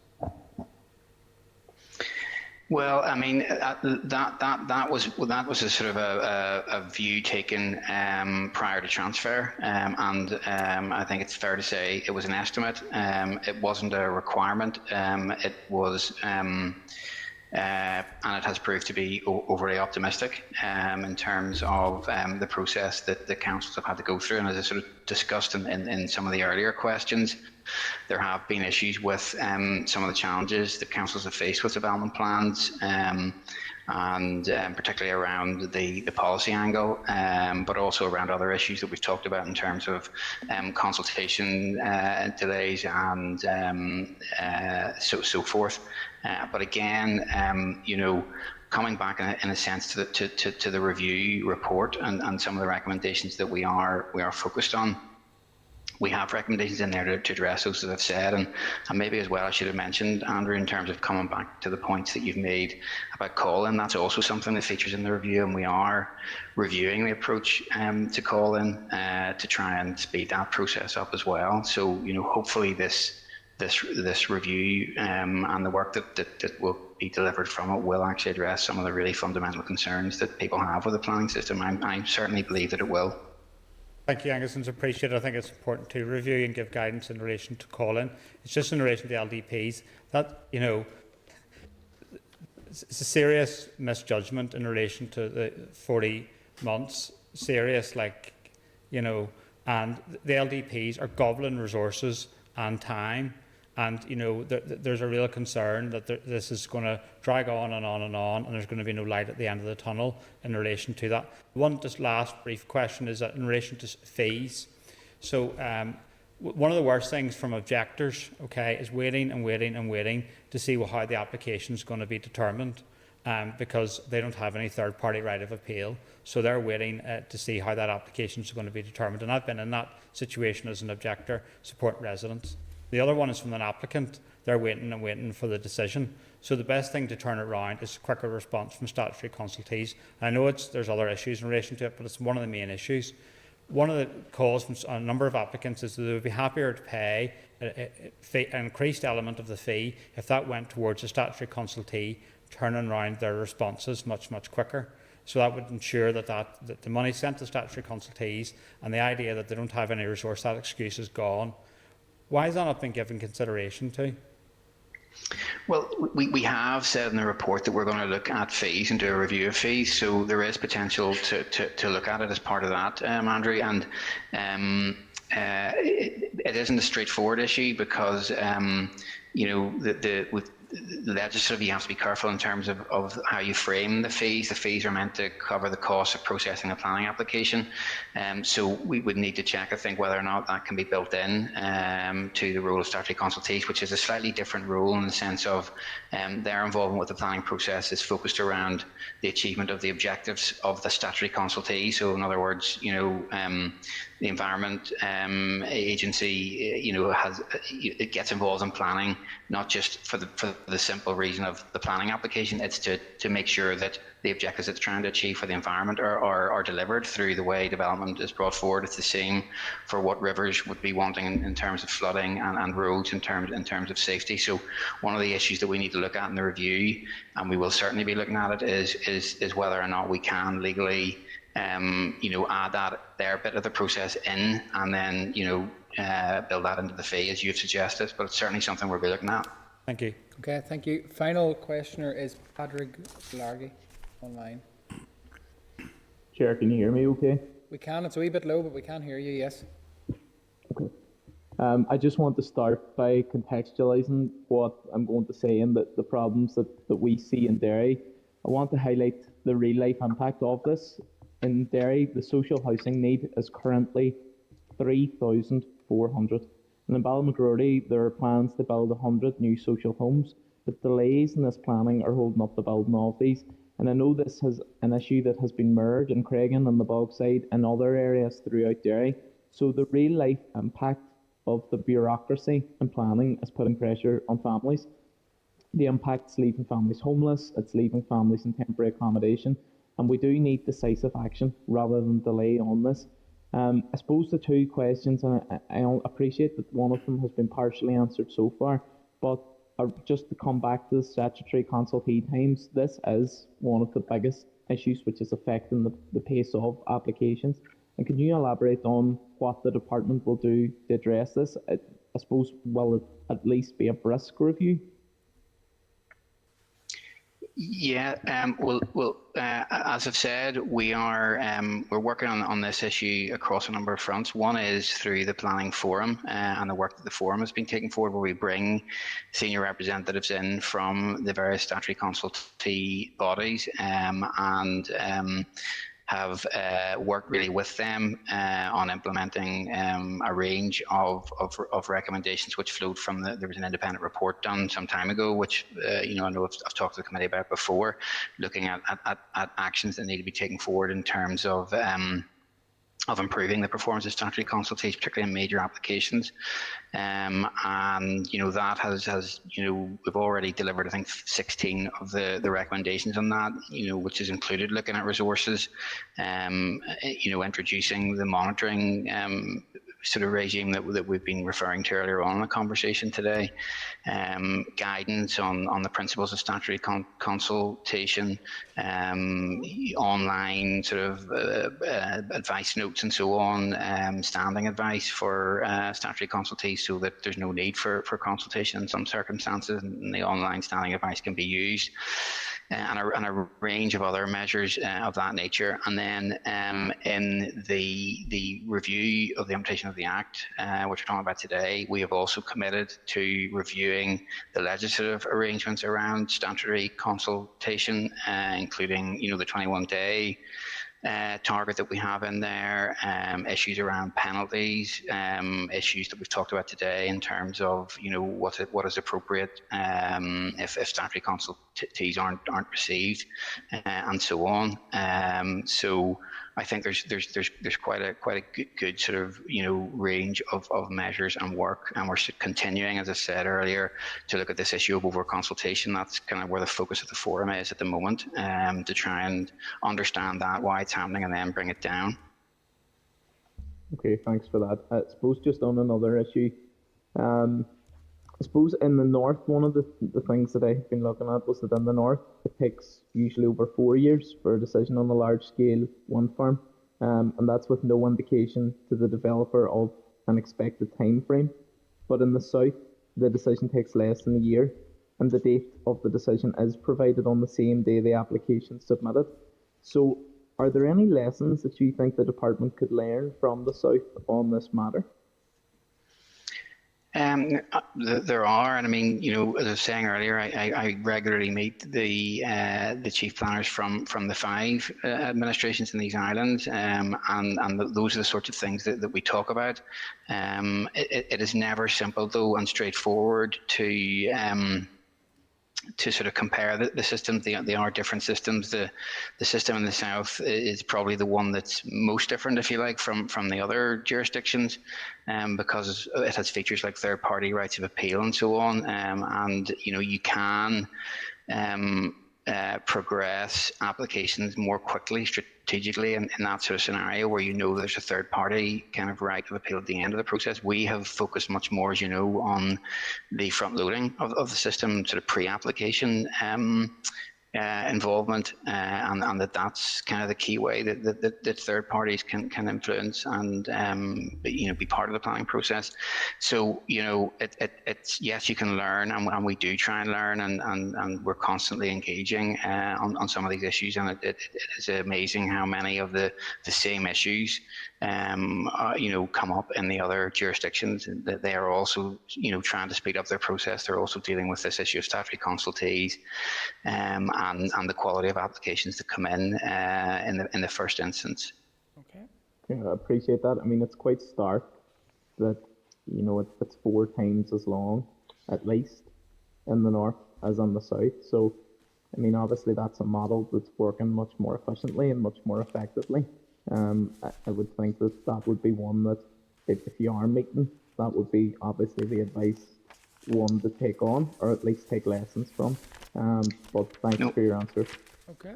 Yeah, no, we will do that. And I mean, the other thing I should have said is that in our system, particularly actually, we have the highest approval rate of renewable applications in comparison to the other jurisdictions.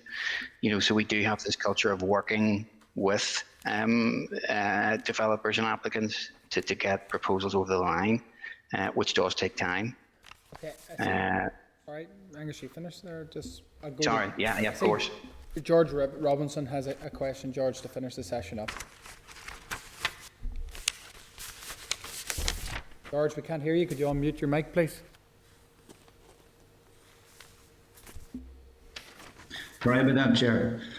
Thanks to yourself and to Angus for letting me in here on my question. My question is something similar to most of the other people who've spoken, and it's in relation to the delays. And I think Patrick touched on it there from the Derry City point of view, where social housing here in the Limavady area is terribly badly delayed because of the planning situation. And I'd like to think that can be looked at from Angus's point of view as well. The other one was on the I mentioned about the planning fees. And I mean, at the present time, I hope that's not looking at putting the planning fees up, because at the present time, because of the situation that we're in from a monetary point of view, it's families and so forth are been hit very, very hard. And I hope that planning fees are not been put up to way out of people's reach. Are you warning them, George? Yes. Come on, Dermot, and Angus answer.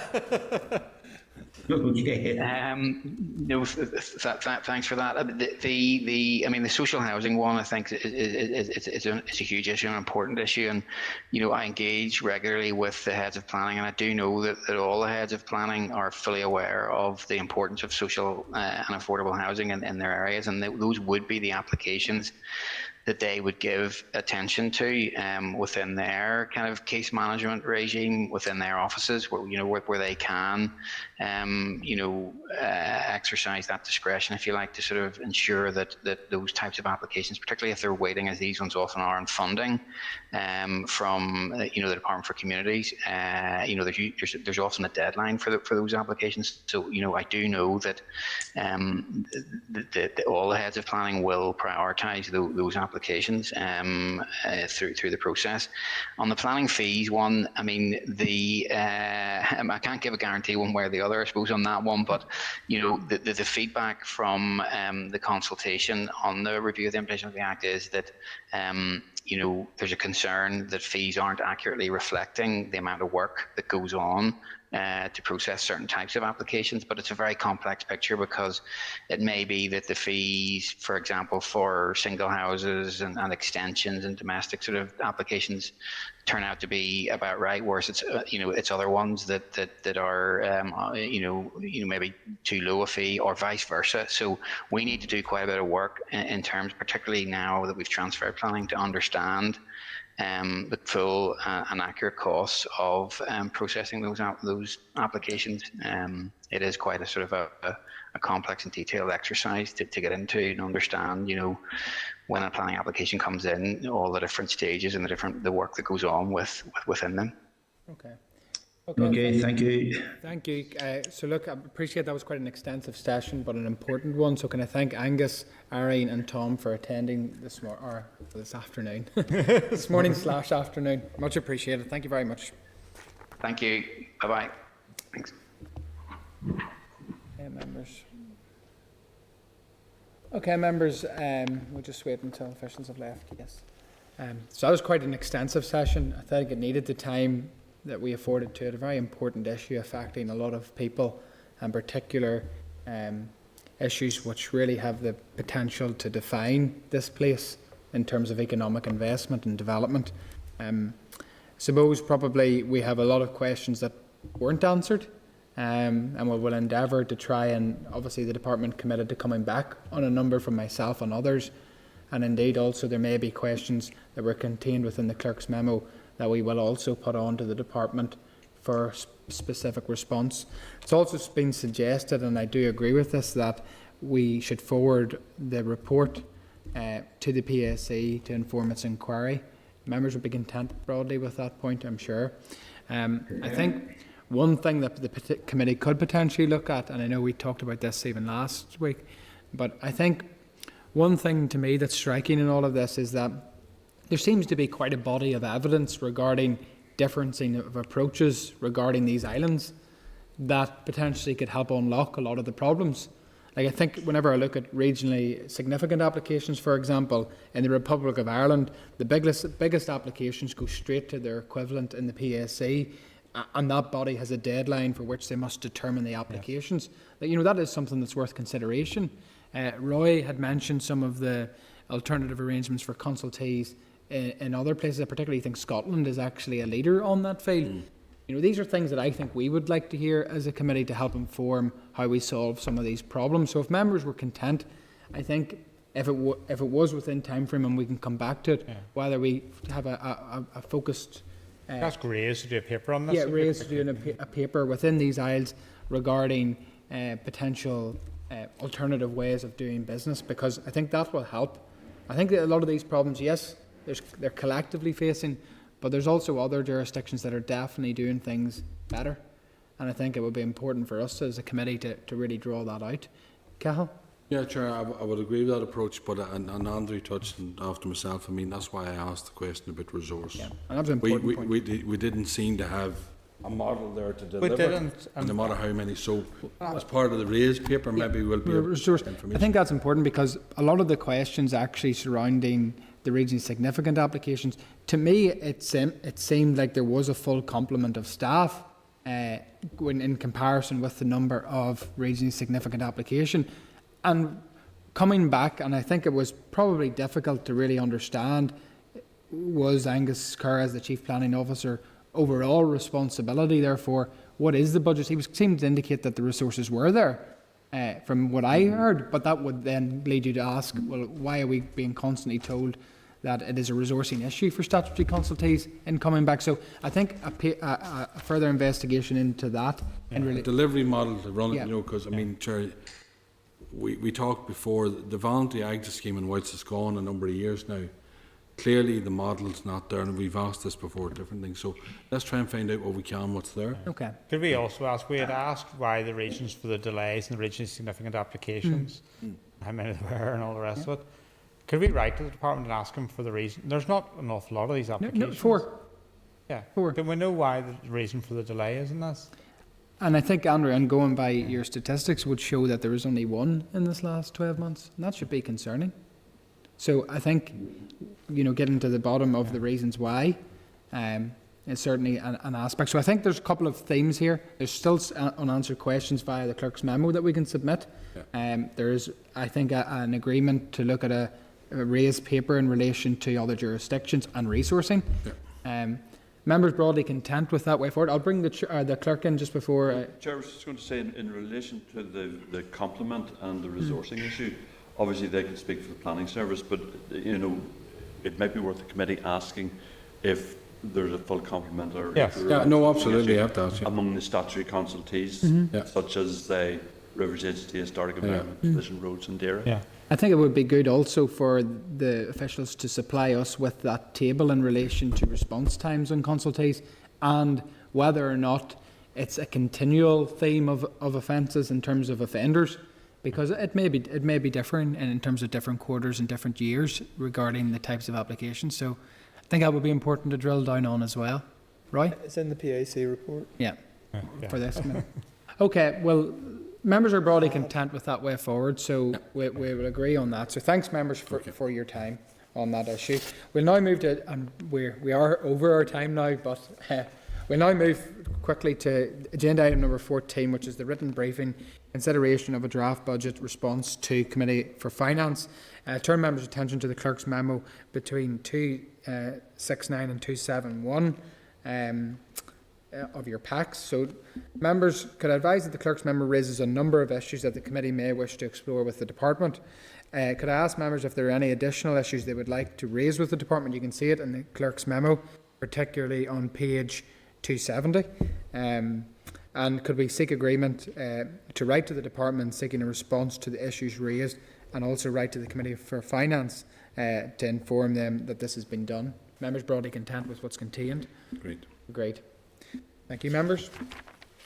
Agenda item number 15, which is the Forward Work Programme. Could I draw members' attention to the Forward Work Programme at 297 of your packs? Members will see we're also trying to fit in that additional briefing session in relation to the taxi legislation is in. That's in direct in relation to funeral and wedding car, and we're correct on that? Yeah. Okay. So members can see that. So now members broadly content with that, yes? Great. Agenda item number 16, which is any other business. I have none to raise, and no one has indicated before. I think everybody's got sufficiently off their chest what they needed to say. And agenda item number 17, which is date, time and location of the next meeting. The next meeting will take place at 10 a.m. Wednesday the 23rd of February, room 30 in Parliament Buildings. Thank you, members. The meeting is now adjourned. Thanks. Programme signed.